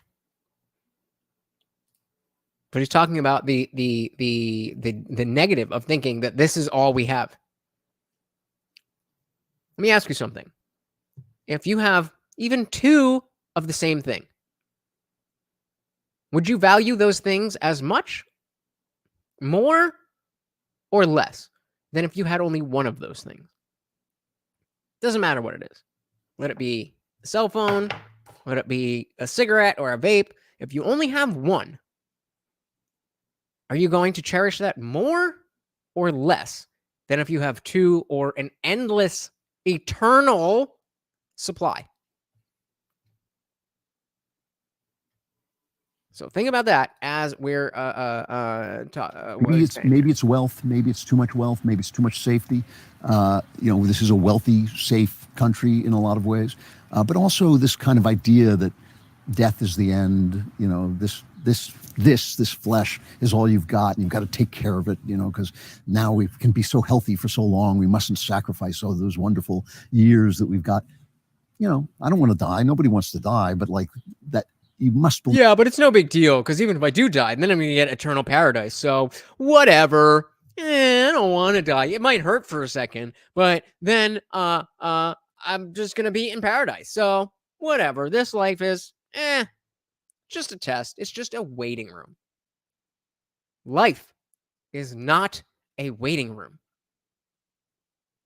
You might have something after that. I don't know. You sure as shit don't either. But life is not just a waiting room. This may very well be all you have. And if you don't respect that, then how could you possibly say that you care as much about humanity, as much about life, as much about any of those things as I do? Because I've only got one, and I believe you only have one. Answer me that. Exactly. Believe in something bigger than yourself. We have become cowardly, haven't we? Something bigger than yourself. I agree. But that does not have to mean religion. You see how over and over and over and over and over and over and over again, those things get conflated. Believing in something bigger than yourself is not the same thing as religion. It can overlap, but it doesn't have to. And as long as you present it as it is the same thing, you will push people away.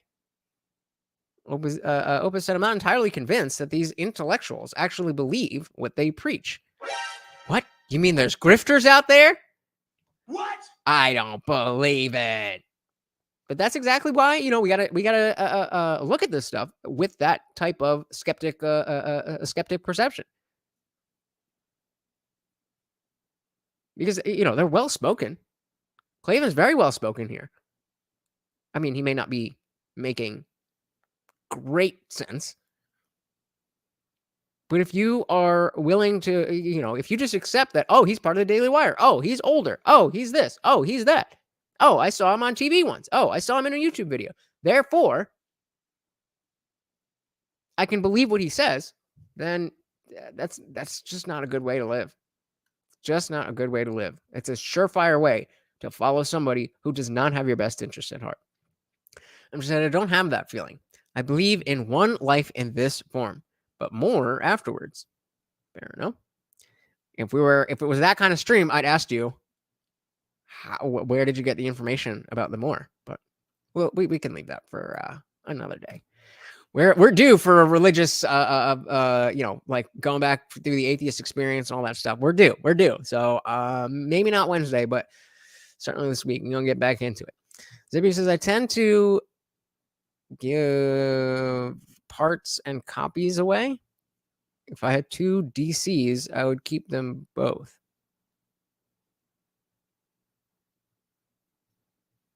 You got to try again. MJ said, I believe in God, not necessarily religion. There you go. Zippy said, same. Sleepy AK. Oh, man. All right. Because, people talk about cancel culture and, people shouldn't be canceled. I agree. Right. But, people say to us, oh, you're so brave. You stood up to the comedy industry and started. What are you talking about? What's brave about it? I said this, when I got thrown out of Hollywood, we had to sell our house. We were living in one of the nicest areas in the country. We had to sell our house because my income went from sometimes 7 figures to nothing like that. I mean, just gone. I never lost a moment's sleep over it. I mean, I wasn't happy about it, but I kept saying to people, people are in Afghanistan. They're having... From who? Wait, from who? From Andrew? Or me? To nothing. We had to sell our house because my income went from sometimes 7 figures to nothing like that. I mean, just gone, you know. I never lost a moment's sleep over it. I mean, I wasn't happy about it, but I kept saying to people, you know, people are in Afghanistan, they're having their legs blown off. Like 18-year-old kids are being blown to kingdom come, fighting for something that they think has to be fought for. I can't work in Hollywood. Facts, Melty. Oh, really? Yeah. I mean, am I that scared? You know, and like, believe me, as you say, we're not heroes. I mean, those guys were heroes. You know, we're not. Opus says, as hard as it is for me to fathom that someday I will just not exist, believing in an afterlife just feels like cope. It's that hard for you to fathom? What about before you were born? Do you remember what that was? Were you in any type of pain? Was there any type of qualia to that experience? I think that's the way that you say it. But qualia just means like there is something to experience that you can that you experience. You just didn't have. You just weren't anything. My brother used to say you were dead. And maybe, you know, maybe that's a big reason that I've always thought about, you know, before you were born as the same thing as being dead, just from that joke. Maybe that's a big part of it, but that's always how I've seen it. What makes, there was a time when I wasn't alive and I wasn't aware of that. So if I'm not alive again, what reason would I have to think that I would be aware of that? What? You know? MJ said the body might, but the soul is more than just the body. Okay, how do you know that? I'm totally open to that. How do you know that the soul is more than just the body? But we're men. I mean, we have to We're stand men. for something. You know, We're to be men. somebody. You know? We're men. And so, yeah, that has gone terribly wrong. This idea that some, you know, it's funny, like, Based my on what? career has gone well, and I've been really thrilled. But it wasn't until I got Okay, so I forgot that the way that I have to present the question is not how do you know, but how can I be convinced of what you believe? That's the right way to put it. How can I be convinced of what you believe? to the Daily Wire that I became a celebrity, that I became somebody who gets recognized. And I remember, and so I was old, you know, I was like, and I remember walking into a hotel and being mobbed like a rock star because I was talking politics on the internet, you know, just like I pressed to the wall by like 100 kids. And I thought, well, if this had happened to me when I was 20, I would be like genuinely lost. I mean, I would have genuinely become a fool, you know. But now I think like, you know, it comes and goes, you know, I get it. But this has become so important to people that once they get their hands on it, they don't. Ooh, based. Nick said, I agree, but I feel like an infinite time being happy is even harder to fathom. Of course it is. Of course it is. Because you have experience with not being conscious. It's called sleeping. You don't have experience with anything regarding an infinite amount of time. Great point, Nick. Great point. MJ said the body might be done for, but the energy that was part of the body, i.e., to me, the soul, will continue in some manner. Well, how do you know that the soul exists? What is a soul?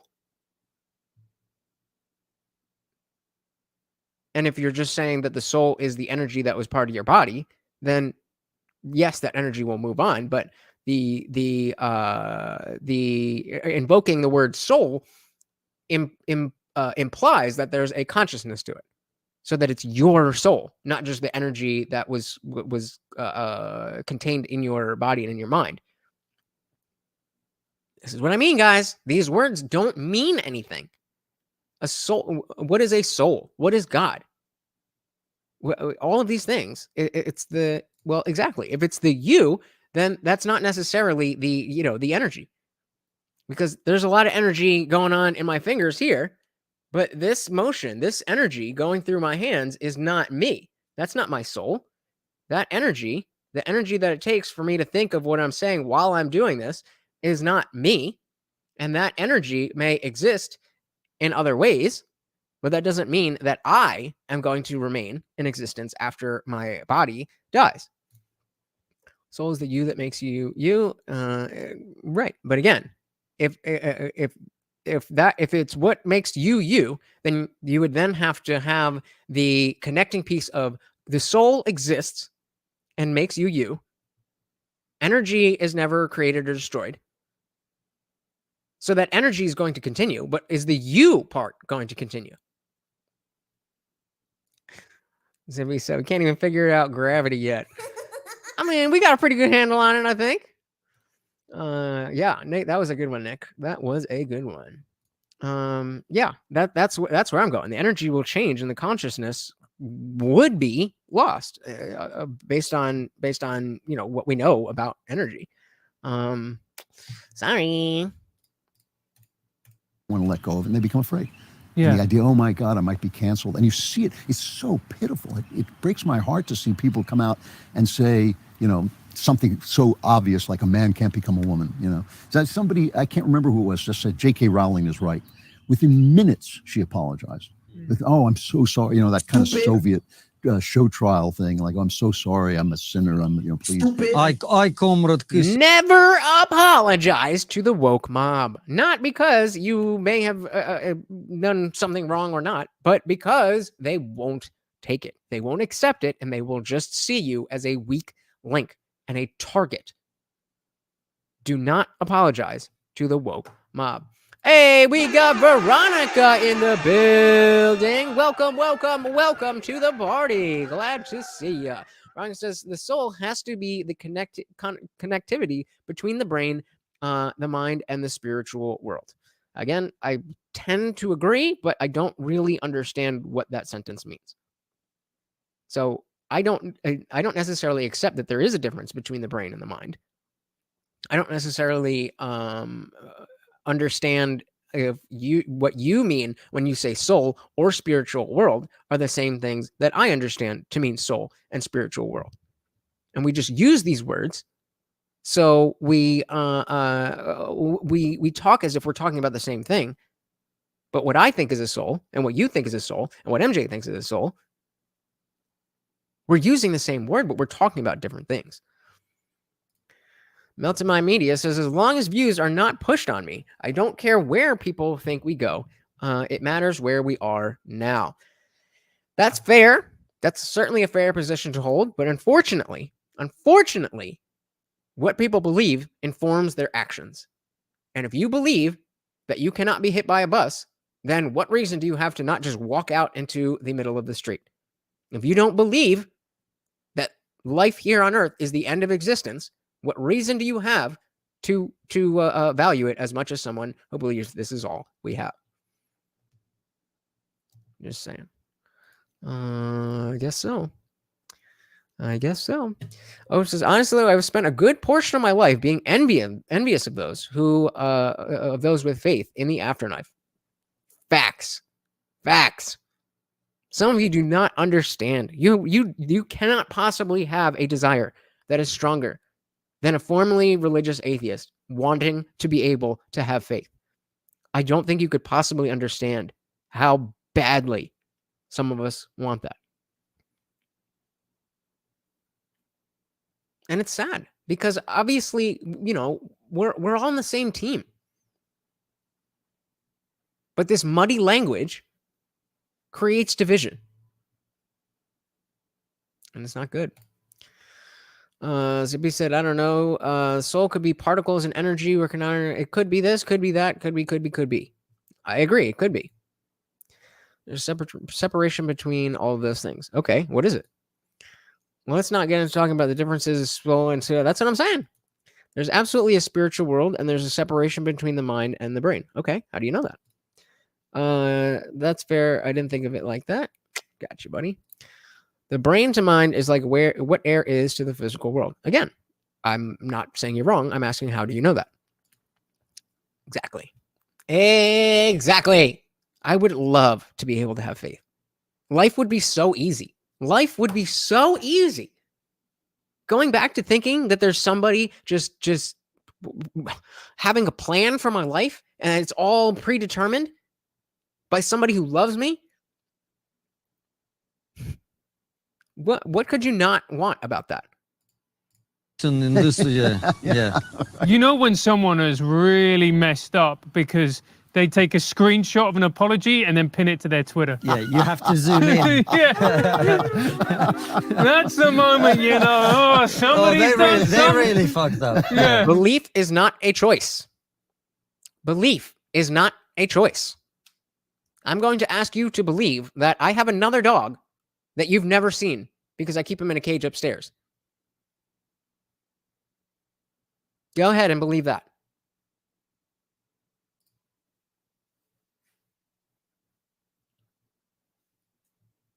I want you to believe that I have short hair. I want you to believe that I have white skin. I want you to believe that I'm 6 feet tall. Are you sure about that? How do you know?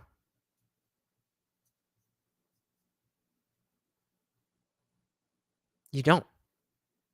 You have faith, and you happen to be correct. But the point is, you have evidence of talking to me for hours and hours and hours and hours a week.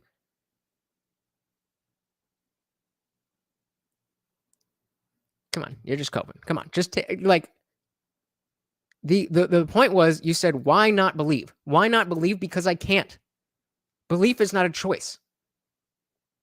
So you said this. So I'm asking you to believe the opposite. Believe that I'm not too nice. Can you do that? Or is that not a decision that you are able to make? You're not able to convince yourself that I would keep a dog in a cage and never talk to it. You that is not something that is possible for you at this point in time. You know, obviously, if you saw me with another dog, then that would change things. But as of right now, you do not have the ability to believe that I'm keeping a dog in a cage somewhere. And as much as you try, you will never, ever, ever, ever, ever, ever, ever, without that other information, with the information you have, never will you be able to believe that. And just like that, same thing is true with God. Veronica says, would you believe me if I told you I know the spirits exist? I mean, if you told me how you knew, and that was a reasonable argument, then yes. But not just you saying it. You can't see error, but you know it's there by other means of information. Exactly. So what is the means of information that you have for the existence of the spiritual world? Opus says, Zippy, sorry, but to me, all that sounds like sounds no more or less fantastic than the Force in Star Wars. Faith is such an odd thing. You let it go and flow with the world, sometimes for good, sometimes for bad. I'll definitely agree with that. Nick says, you are so right about belief. I need a reason of some sort of a reason of some sort to believe something. We all do. That's what belief is. We need a reason to believe a thing. It could be because it makes you feel nice. It could be because you have the incontrovertible evidence. But either way, you don't have a choice in that. That is not a choice that you can make. Trust me, bro. MJ said, so I see the entire world and knows it's from more than just chance and thus must be of a higher being called God. Okay, how? How do you know? That's what I'm asking. And you don't see the entire world. You've never been to Antarctica, have you? Veronica says, right. Of course, I would give you examples of my interaction of how they've been in my life. And then I would say, how do you know that those experiences, while very real, are in fact dealing with the spiritual world? They could, unless you are claiming that you are familiar with every metaphysically possible experience, every earthly experience, and this was an experience that's not like any of those because you've experienced everything there is to experience, then we have something. This is what we call the God of the gaps. I don't know, therefore it must be God. That's not how logic works. Yeah, exactly. That's not how logic works. That's called an argument from incredulity. You don't have a better explanation, therefore, it's what I want it to be. That's not how logic works. They have really messed this one up. I have reached a point where, like, I don't even apologize for things that I should apologize for. You know, like, I mean, there are things you really should apologize for. But at this point, it's just blood in the water to these people, you know? I mean, no, you have to apologize when you've done something wrong. Of course. We have to model that, I think, more than anything. Of course, we obviously don't need to judge up. If you do something wrong that deserves you apologizing, that's different than just apologizing to curry favor with the woke mob. When you think part of the problem with the arts is, to me, the art is... There's no other plausible explanation, therefore something else has to be accepted. Okay, what is something else?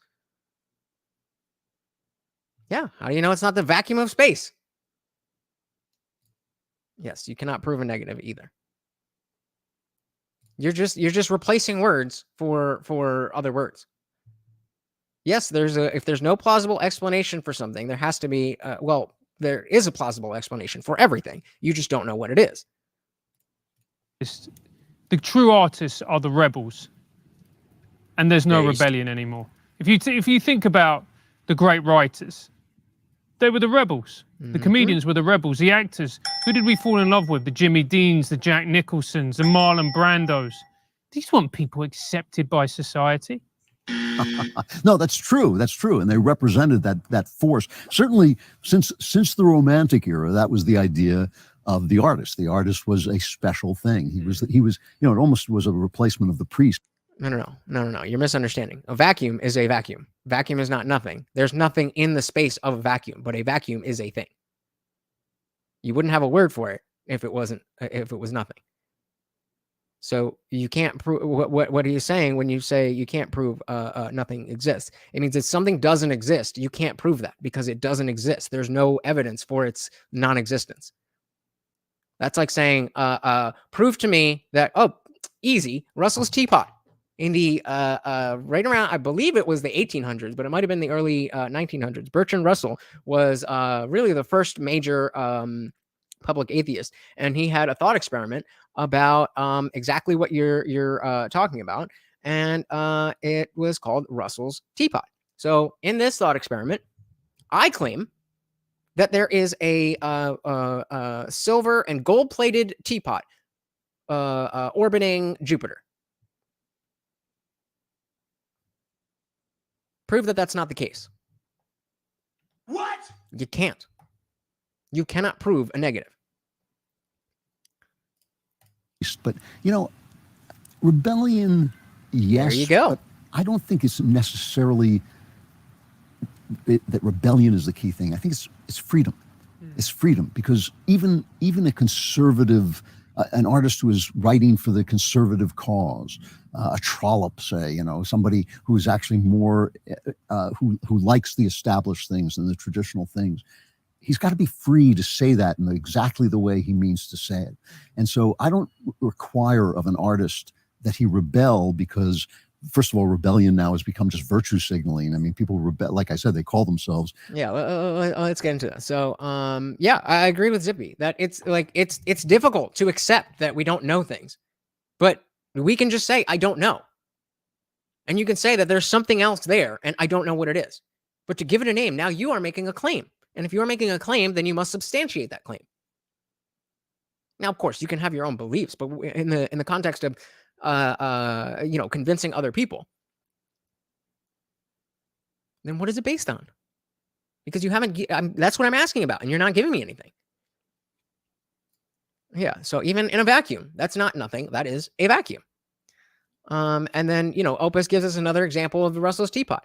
There's no proof pink fairies don't exist, therefore they must exist. What? That's not how logic works. How do you proof exorcism? They're 100% real? What? How? Those are, how do you prove? You're the one claiming that they're real. The question, that the burden of proof is then on you. That's like me saying blah, blah, blah, blah exists. How do you prove that exists? Like, what are you talking about? Okay, how do you know that? How can I be convinced of this claim? What information can you give me that I can accept that this information is true? Like if I say 2 plus 2 equals 4, then I can show you the 2 and another 2, and then we can just count them, and there's 4. What is the information that you can use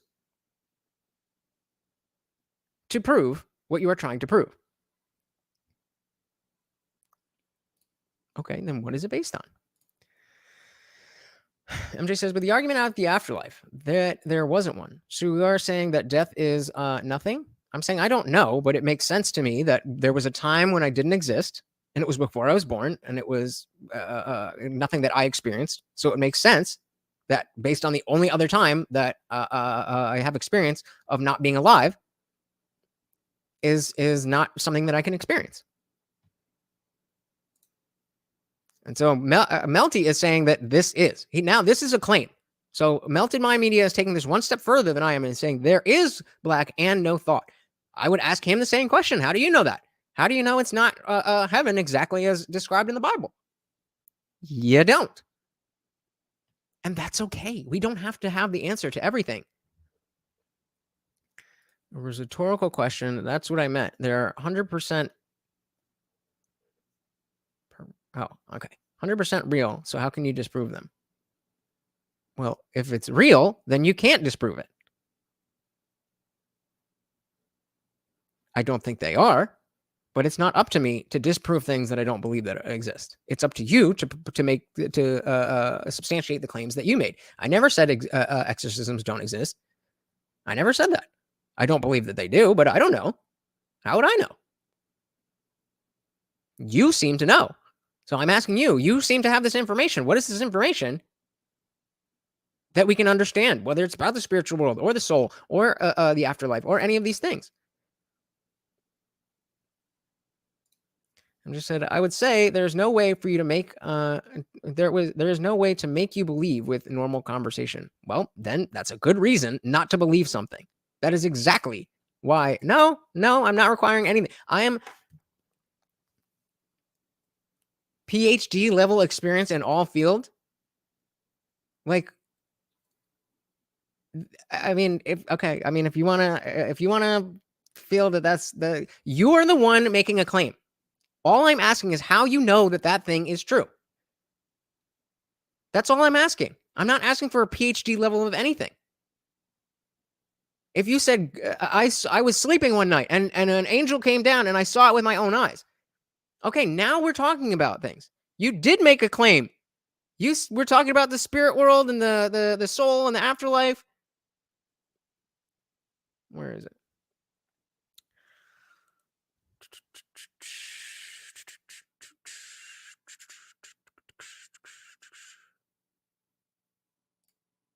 I see the entire world and knows it is for more than just chance and thus must be a higher being that I call God.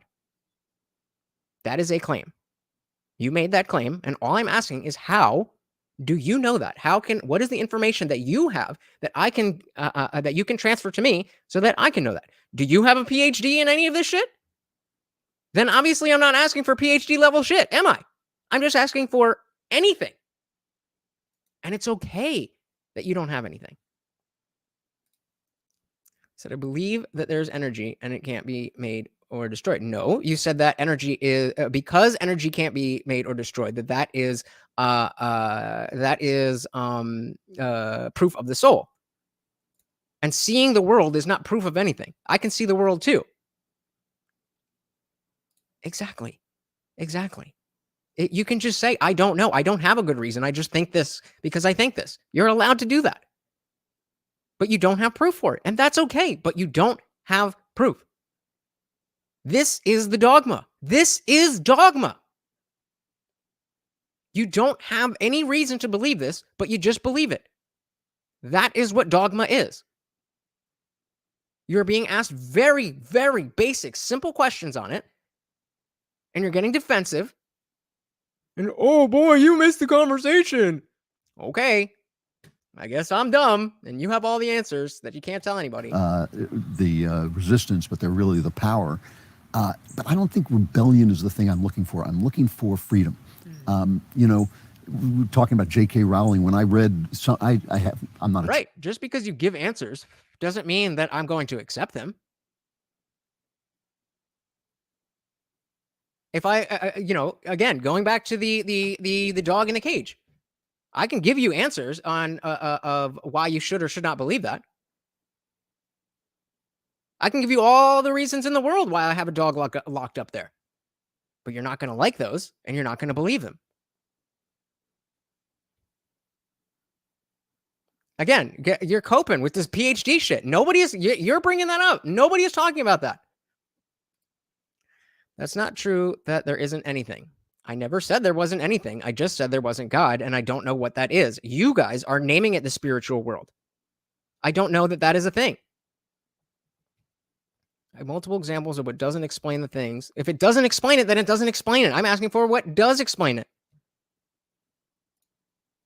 MJ, but saying it's what I see is no different than saying it's what I believe. Exactly. Yes, you're allowed to believe whatever you want. This is America, baby. You can believe whatever you want, and you don't need my permission to believe it. That's why the question is, how can I believe it? You don't have to prove it to me, but you're making a claim, and so I'm engaging you in conversation, and I would like to know how you know what you say you know. Yet you're not able to give me that information. What's the purpose when I said I thought there was more to life than just this life form? What's the purpose of what? I'm not demanding anything. I'm asking you to substantiate the thing that you said. That's all I'm doing. All I'm saying is you said a thing. How do you know that thing? And then you said, I just know. Okay, if that's the way that you want to go through life, I just know.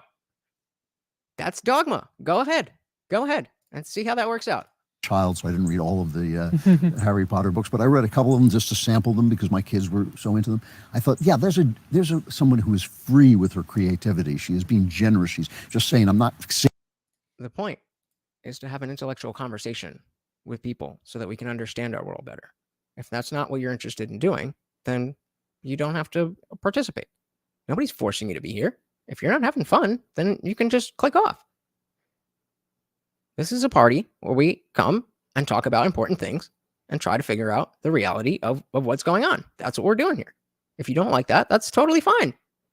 I'm not demanding you do anything. You showed up here. If you don't want to be here, that's totally fine.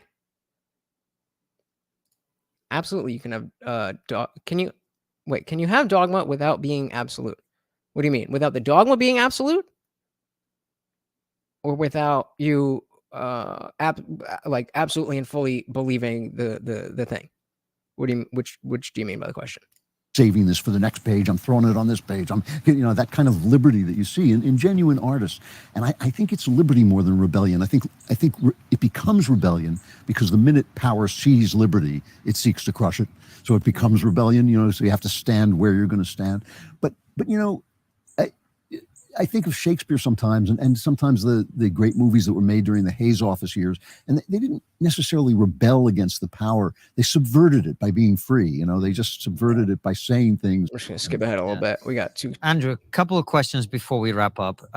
Given everything we've talked about, Dr. Sebastian Gorka was sitting where you're sitting a while back. We left it exactly as it is, just for you. So Zippy says, if you take the absolute out of dogma, does it not become just random bits of information? Yeah. Then it's it's just the things that you believe. And in the same way that I believe that no God exists, I don't believe that dogmatically. Because if I got information, then I would change my mind. It's about the willingness to change your mind. That's really what it's about. If you're willing to be open to new information, you don't have to accept the information just because somebody provides it to you, if it's not good information. But if you are willing to change your mind, then I would say it's not dogmatic. Oba said the point is when I asked, how do you know? You should have just said, I just believe, and left it at that. Exactly. He's very big on Trump, and you've talked about how it was a sad day that Trump had to come along, and you're not on the Trump train now.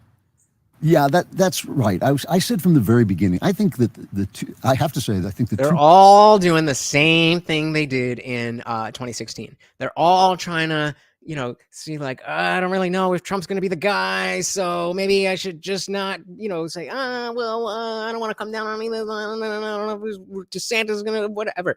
Vivek, whoever it's going to be, they're never going to give a good answer on Trump. And then once whoever wins, they're going to be full bore for that person. It's just, the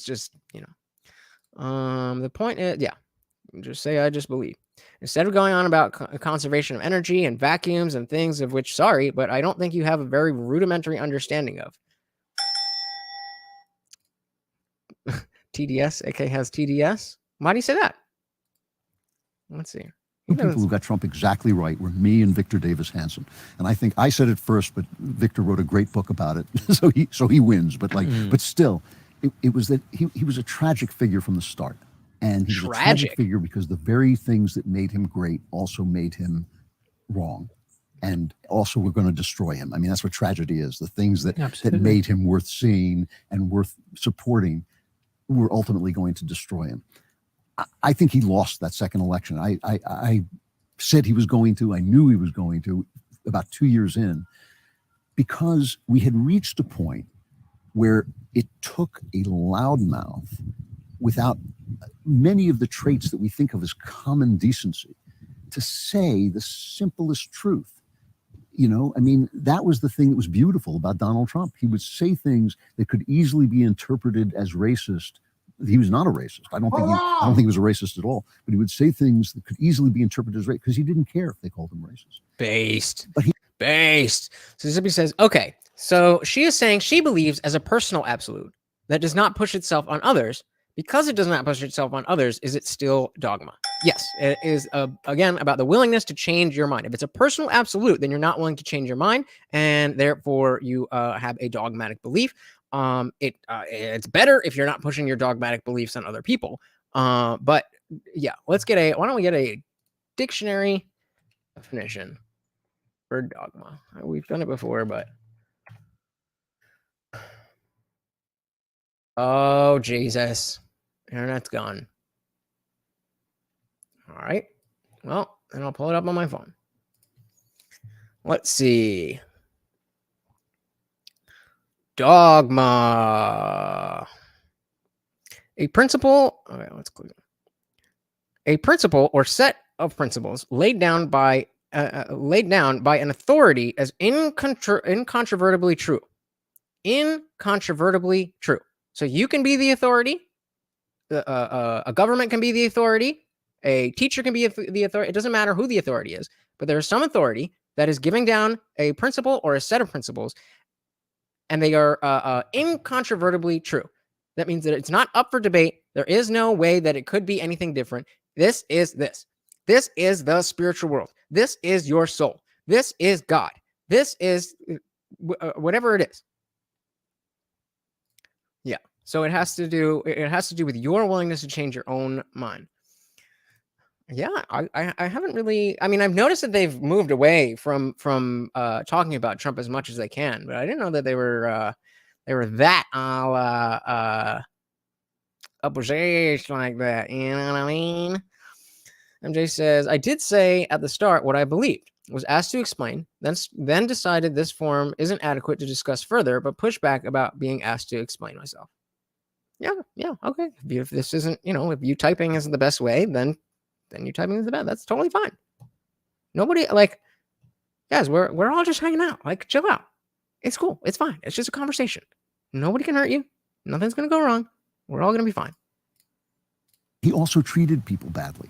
He fired men who you can disagree with them. You can say they're doing a bad job, but he fired men who were deserving of respect in public, or it was like he pulled the rug out from under them. He called people and didn't fire at least the one person that absolutely needed to be fired. Anthony Fauci. names. He made up names, which is an adolescent thing to do. It all worked, you know. I got it. I understood it the minute I saw the people react to it. I didn't understand it at first, but the minute I saw the people react to it, I thought, oh, he's speaking for them. He is the voice of the people. But at the same time, he was the voice of the people. There is nothing worse in this world, in my humble opinion, than dogmatic thinking. Semantic obfuscation can be overcome. Dogmatic thinking is terrifying. It is frightening. What you believe informs what you behave, and only dogma can make otherwise good people commit atrocities. Only dogma can make otherwise good people commit atrocities. So yeah. And speaking of Fauci, that was another dogmatic belief that people had, that Fauci couldn't be wrong, which obviously we now see wasn't the case. No, I don't think you were arrogant. I don't think you were arrogant at all. I just don't. I mean, yeah, maybe I was being sassy, but I don't think you were being arrogant at all. I just think we were having a conversation. That's all. And I appreciate that conversation. People. He was also this narcissistic guy without very good manners. And I think that that's what killed him. I think it'll kill him again if he runs. I think he's the only Republican who could possibly lose to Joe Biden. He might not. He might. Wow. Strong words. Trump is the only Republican who could possibly lose to Joe Biden? What?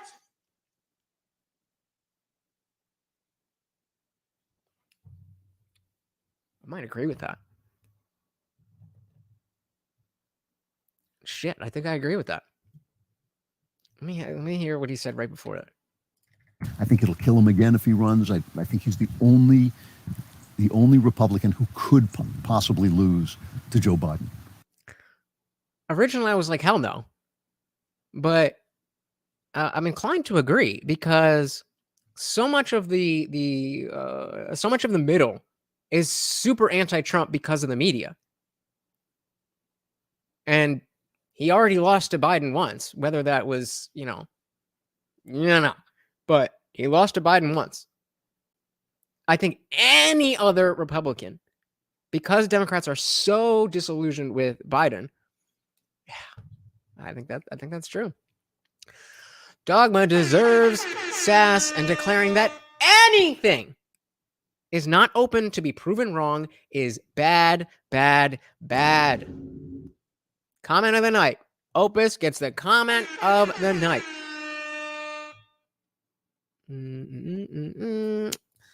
Zippy says, MJ, I feel it's more limited characters make it harder to explain, but at the same time, it's a tricky subject. As someone who gets lost in rabbit holes, it may help to simplify more.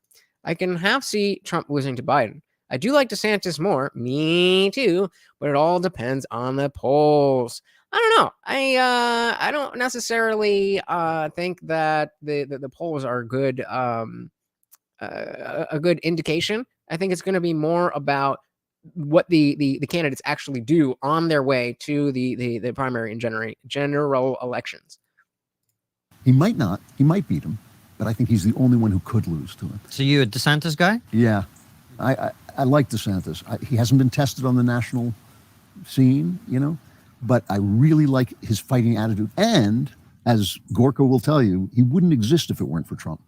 Everything good in the Republican Party has come. We can invoke Godwin right here, believing that the Jews were an inferior race, or that the Aryan race was something that needed to be perpetuated and lifted up, is how we got the Holocaust.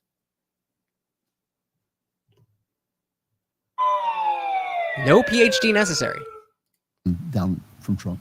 He recreated the Republican Party. The guts they sometimes show now, which they never did before. The unwillingness to simply drift to the left, which they've been doing for decades. All of that was a gift of Trump. The big idea, which somebody told me years ago, was the idea that Republicans need to understand is you're not running against the Democrats, you're running against the press. That the press, the media, the news media in this country is the enemy of the people, just like Trump said it was. He was, if there was one thing, he was. Opus, you have the perfect opportunity. You have the perfect opportunity right here.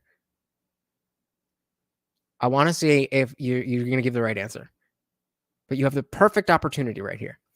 Hey, we got Chester, our resident Australian, in the building. Welcome, welcome, welcome to the party, brother. Said no woman is arrogant. What? Every one of them is stunning and brave, and they aren't sexy because that would be objectifying them. So they must be ugly, and that is very logical. Shut up. How dare you? How dare you? That's an entrance. Welcome to the party. Beast. Was 100% right about. It was the news media watching. I just the other day played a montage of him taking the press apart. I couldn't stop laughing. I mean, it was delightful. He was the man of the moment. He was the man we needed. I have many good things to say about him. People who say, "Oh, you're never Trump," or just lying. I was the first guy at the Daily Wire to come in and say I'm voting for Trump, and Shapiro yelled at me for like hours. You know, which is, like if you've ever heard the way Shapiro talks, it's like that scene where in The Godfather where Sonny gets machine gunned. You know, it's like, and I voted for him twice, and I'd vote for him again if I have to. But I think if he had an ounce of grace, he would say, I christened DeSantis the new me. And you know Trump's never going to do that, though. That's not in the realm of what we would reasonably expect from Trump. I just I see so much bias in what he's saying. He's not talking about what he thinks will happen. He's talking about what he wants to happen. And that's a different thing. And let him go. If nothing else, I'm so tired of 80-year-old men running our government, 70 and 80-year-old men. It is time for this new generation to come along. And DeSantis is good at what he does. I mean, he took that state and he took a purple state and he turned it into a red state by sheer competence, by getting it right. Trump didn't really accomplish that much in terms of long-term because he wasn't, people always say, well, he's not a politician. Being a politician is a profession, so he couldn't get any laws passed. Everything was executive orders. It was all wiped away by Joe Biden. I think his time came. I think he was the man of the moment. Cometh the hour, cometh the man. All right, let's see. So the question from MJ was, please provide that declaring anything is not open to be proven wrong is a bad idea. Opus says, it's simple, really. I cannot prove or disprove anything for which I cannot finitely say all evidence that can ever be presented has been presented. This can never be true. It's simple. I cannot prove or disprove anything for which I cannot, what do you mean finally say all evidence that can ever be presented has been presented? But you made the claim then. So the correct answer, all right, let's see what we got. Therefore, everything we quote know, where is it? Come on. Everything we know could and should be open for reevaluation upon finding new evidence. What you should have said was, what did she ask? She said, MJ said, please provide that evidence, and then you would just say, I don't need to because it is not it's not a universal truth. It is my opinion. In the same way that MJ should have said, it is my opinion or my belief that this, that. Of course, you don't have all the information, so you can't. But it's still a reasonable thing to say that it is always bad because of how, what you were saying here. Everything we know could and should be up for reevaluation upon finding new evidence based on everything that we knew at one time. What's that line in Men in Black? They are like, we knew the world was flat. We knew the sun went around the earth. We knew, and yesterday you knew that humans were the only ones on earth. Imagine what you'll know tomorrow. Melton My Media says, if Republicans don't go out and vote thinking it's an easy W like 2020, then yes, they lose. Completely agree. MJ says, so at what point did I ever say that I will never change my mind in the future before the dog pile for my beliefs? And I did start off saying is I believe. Oh, I remember, but you just got defensive about it. Nobody dogpiled you. It was just asking questions. You said, hey, I believe this thing. And you didn't have any more information. You're allowed to believe that thing. So you just say, I don't know, but this is what I believe. I look at this. I look at the world and I see this, and I know that that's not empirical evidence, but it's enough for me. Explain universal truth. It sounds dogmatic. Well, it's not, because again, a universal truth was that gravity was a universal truth, and then we realized that it's different. So as long as you are willing to change your mind with new information, it is not dogmatic. I did because you kept asking me over and over and dismissing what I believed, and you asked me how. So I said, right. And then, yes, because you're appealing to dogma, and that's okay. That's fine. But you don't know it. You just believe it. In the same way that all the other things that we listed about God and the soul and the spirit world. You don't know these things. You just believe them. And what is an unus? I don't know what that word means.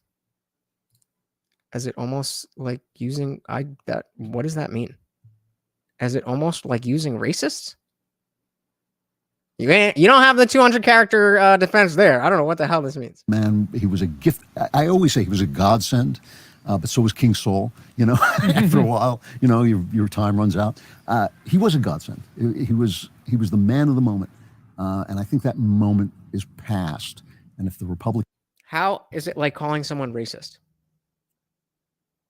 Calling someone racist is attributing their, well, yeah, maybe it is. But, if someone's being racist and you call them a racist, then you're not wrong, are you? So if you're being dogmatic and someone is being racist, and I say you're being dogmatic and you're being racist, then there's no issue there. Republicans can learn what he taught them, they will become a great party.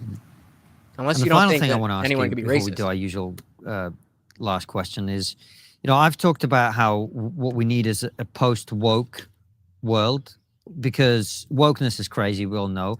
I think it's every action causes an equal and opposite reaction. I see the anti-woke side, which we are part of to some extent, going crazy too now, staring into the abyss thing.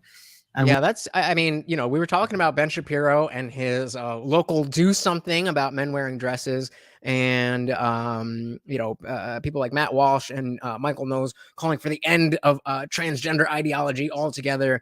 And I just think the language, as we're talking about language and how we use that language, probably not the best way to go. Even though I ultimately agree with the sentiment, the message and people understanding that message is more important than what I feel.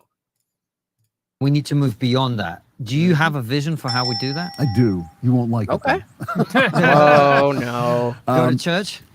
Well, our churches, your churches are empty. Our churches are sort of collapsing.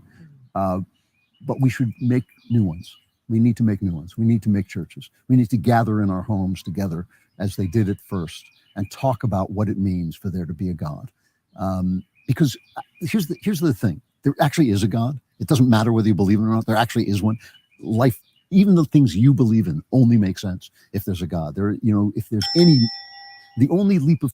Wait a minute. I think I was reading. Okay, so hold on. Let's go. I'm going to go back with that. But Zippy says, MJ, don't worry. Pedantism to definitions. It sounds bad at first blush, but I am dogmatic with my thoughts of God, etc. So I get what he is saying, though I have slow dino brains. All right. So not really faith versus dogma. We're just talking about what is dogmatic. And somebody brought up the idea that your soul continues after you die, and that the spiritual world exists. So I believe it was Veronica who was saying that the spiritual world exists, and it was MJ that's saying that your soul continues beyond you. And she said that energy is never created or destroyed. And I'm saying that there's a missing piece. Just because energy is not created and destroyed, and the energy and matter that is of your body will exist in the universe, doesn't mean that your soul will remain in contact after you die. So she's trying to explain it in ways that she doesn't have the knowledge. She has the belief, which is perfectly fine, but it's not knowledge. And the unwillingness to accept that it is a belief.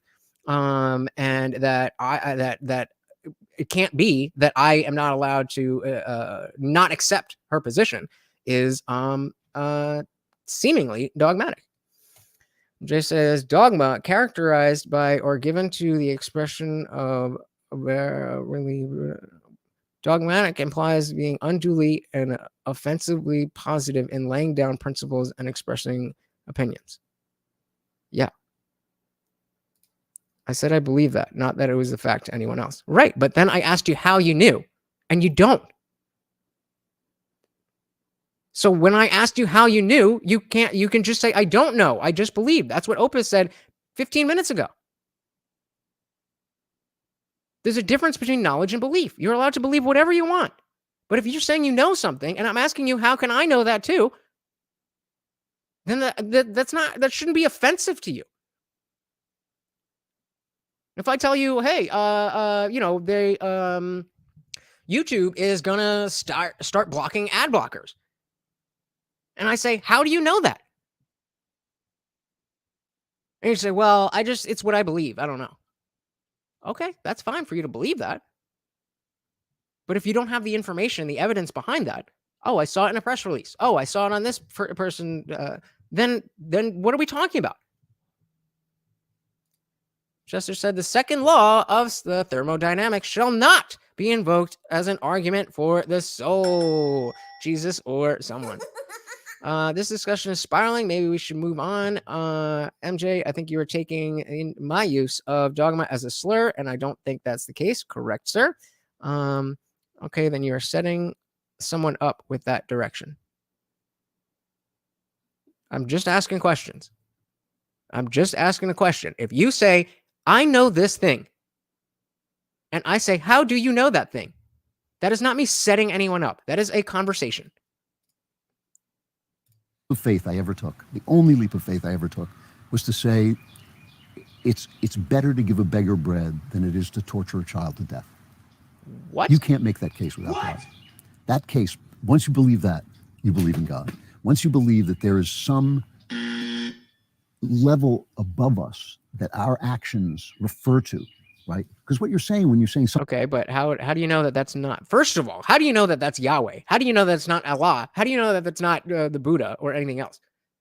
The conflation continues. Something bigger than ourselves automatically becomes God. It's the same shit over and over and over and over and over and over and over and over again.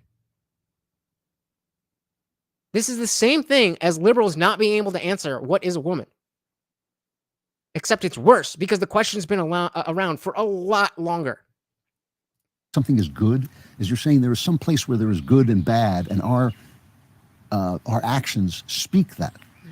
It's not that I have a little ghost inside me that's going to float up to heaven when I die. It's that I speak an idea. I am a word that speaks an idea of me, the idea of me. And that idea exists somewhere. It exists in the mind of God.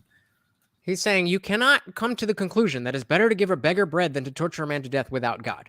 And that is not true, because I am a man. So therefore, I know what it is like to be not looking forward to, but anticipating death. And I also know what it's like to be hungry. So I need no God to understand that it is better to give a beggar bread than it is to torture a man to death. That is the dumbest thing that he has said in this entire podcast. Good and bad is subjective to the collective. Oh, hold on. I guess I'll need to leave the conversation because there's no place for people that believe in something you can't get the proof that you will accept. Okay, if that's the way you feel, most people here believe a lot of things that you believe. Just because I don't believe them, if you feel that that's not a place that, if that's enough that you can't be here, then you're free to choose that. But don't put it on me. This absolutely is a place for people that believe anything that they want, as long as they're willing to have the conversation. But you don't seem to be willing to have the conversation, because when I try to have the conversation, you get mad, and that's totally fine. Most Christians end up that way. That's why I created my own corner of the internet to say what I want to say. If you don't want to be here and listen to things that I want to have to say, no hard feelings. You go and enjoy your life. But I'm going to continue to do what I do. And so I don't think we have to go back to the Middle Ages. I don't think we can go back to the Middle Ages, and we shouldn't if we could. But I think we need to talk about what it means this is not a multiverse where we just happen to live in the universe that looks very much like it was created by a gigantic invisible Jew, This is not that.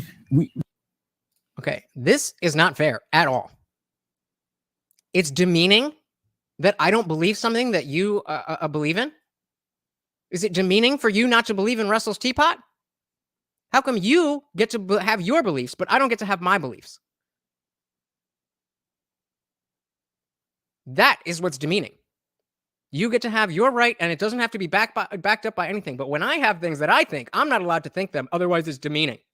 I didn't say anything demeaning. All I did was ask you how you know what you claimed you knew. If you feel demeaned by that, that's on you, sweetie. That's on you. There actually is something spiritual, something supernatural, something above nature in the world. And if we don't say that, we have no argument. This is what it's hard to accept. I understand why it's hard to accept. But if we don't make that argument, then the left is right. Why should you embrace your gender? You know, I was Mary Harrington. I was reading Mary's book, and she was talking. Because it's true. He said, why should you embrace or accept your gender? Because it's true. And truth has value. Reality is a thing. As far as we understand it, reality is a thing. And understanding that reality is very important to, I thought, everybody. Seems like we're getting heated here because we me and MJ and Veronica and Zippy, we all care about what's true, and we believe different things about what that is, but we very much care about what is true. So for you to say that there's no reason without God is ridiculous. If we don't make that argument, then the left is right. Why should you embrace your gender? You know, I was Mary Harrington. True. I was reading Mary's book, and she was talking about a young man who went into puberty and said, I'm being poisoned by these chemicals. These chemicals are turning me into something I don't want to be. And I thought, well, that's a rational statement if there's no God. Exactly. You don't want to be this. This is a key difference. This is a key difference. You know what I have tattooed on my arm. In case you can't read it, believe nothing except that anything is possible. I do believe it's possible. I just don't believe that you've given me the information to accept that. And that's fine. You can believe whatever you want in the same way that I can believe whatever I want. Let's can shut this ish down because it is easy. We've all watched Matt Dillahunty. We know the arguments. And these chemicals are, in fact, turning you into something. But if that's something that you are refers to something above yourself, that's what I believe. I believe we are a language. Material is a language. Then there's a reason to sort of say, well, what am I going to do with this manhood that's been given to me? What is this manhood? Is it a... And I want to address this. I want to address this because you're right. Discussions like this can be rough and create hurt feelings. And that's why I stopped having them in a place where that was thrust on anybody else. This is my channel. This is my corner of the internet. I have forced nobody to be here. I'm a rough and gritty in the way that I talk.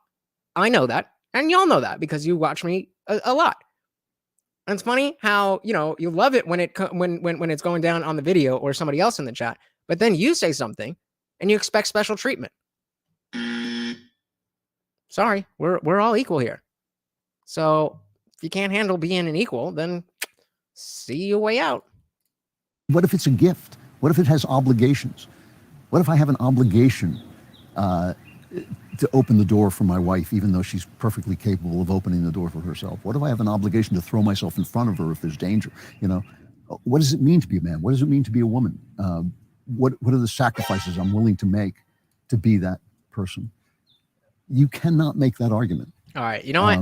He is boring me. So, we're near the end of the conversation anyway. What was there? A few minutes? Oh, you can't even see it, but a few minutes left. But I don't think we're getting anything super fascinating. And I would rather have this conversation with you guys. So why don't we head over to Discord? Of course, the party never ends, guys. We are heading right over to Discord to continue this conversation, and it's a grand old time. So please head us over there. I want to thank you guys so much for hanging out. He definitely does. I want to thank you guys for hanging out with me. I especially want to thank MJ and Dr. Evil Genius and Mastercraft and of Melted Mind Media, and of course the sponsor of the stream, Indie Film. Thank you so much, guys. It means so much when you're willing to part with your hard-earned dollars. Even if you can't do that, even if you don't want to, time spent here with me is awesome, and I really appreciate it. I really appreciate you guys. Pushing back so that we can have these interesting conversations. And hopefully, yeah, I'm with you, Jester. I hope she hasn't left, because that seems to be what happens anytime somebody yeah, well, I mean, it's not for everybody. And if she leaves, she won't be the first, and she certainly won't be the last. But as long as you guys keep showing up, I'm still going to be me the whole time, every day. I've never tried to be anything else, and I don't have a desire to try to be anything else. So that is what you will get from me every single time. That's every single day I drop a video. Every Monday, Wednesday, Friday, 8 p.m. Eastern, we are here live. And then, just like we're about to do right now, heading over to Discord. So thank you again, guys. I really appreciate you being here. Replay gang, shout out to you. Let me know in the comments what you thought about all of this. And hit us up in Discord and come through for the live show. Until then, guys, thank you so much. Until next time, guys, this is Morty, and I have been your host, Lutch, aka the Indian Jesus, here to resurrect the second coming of common sense. Until next time, we are out of here. Peace.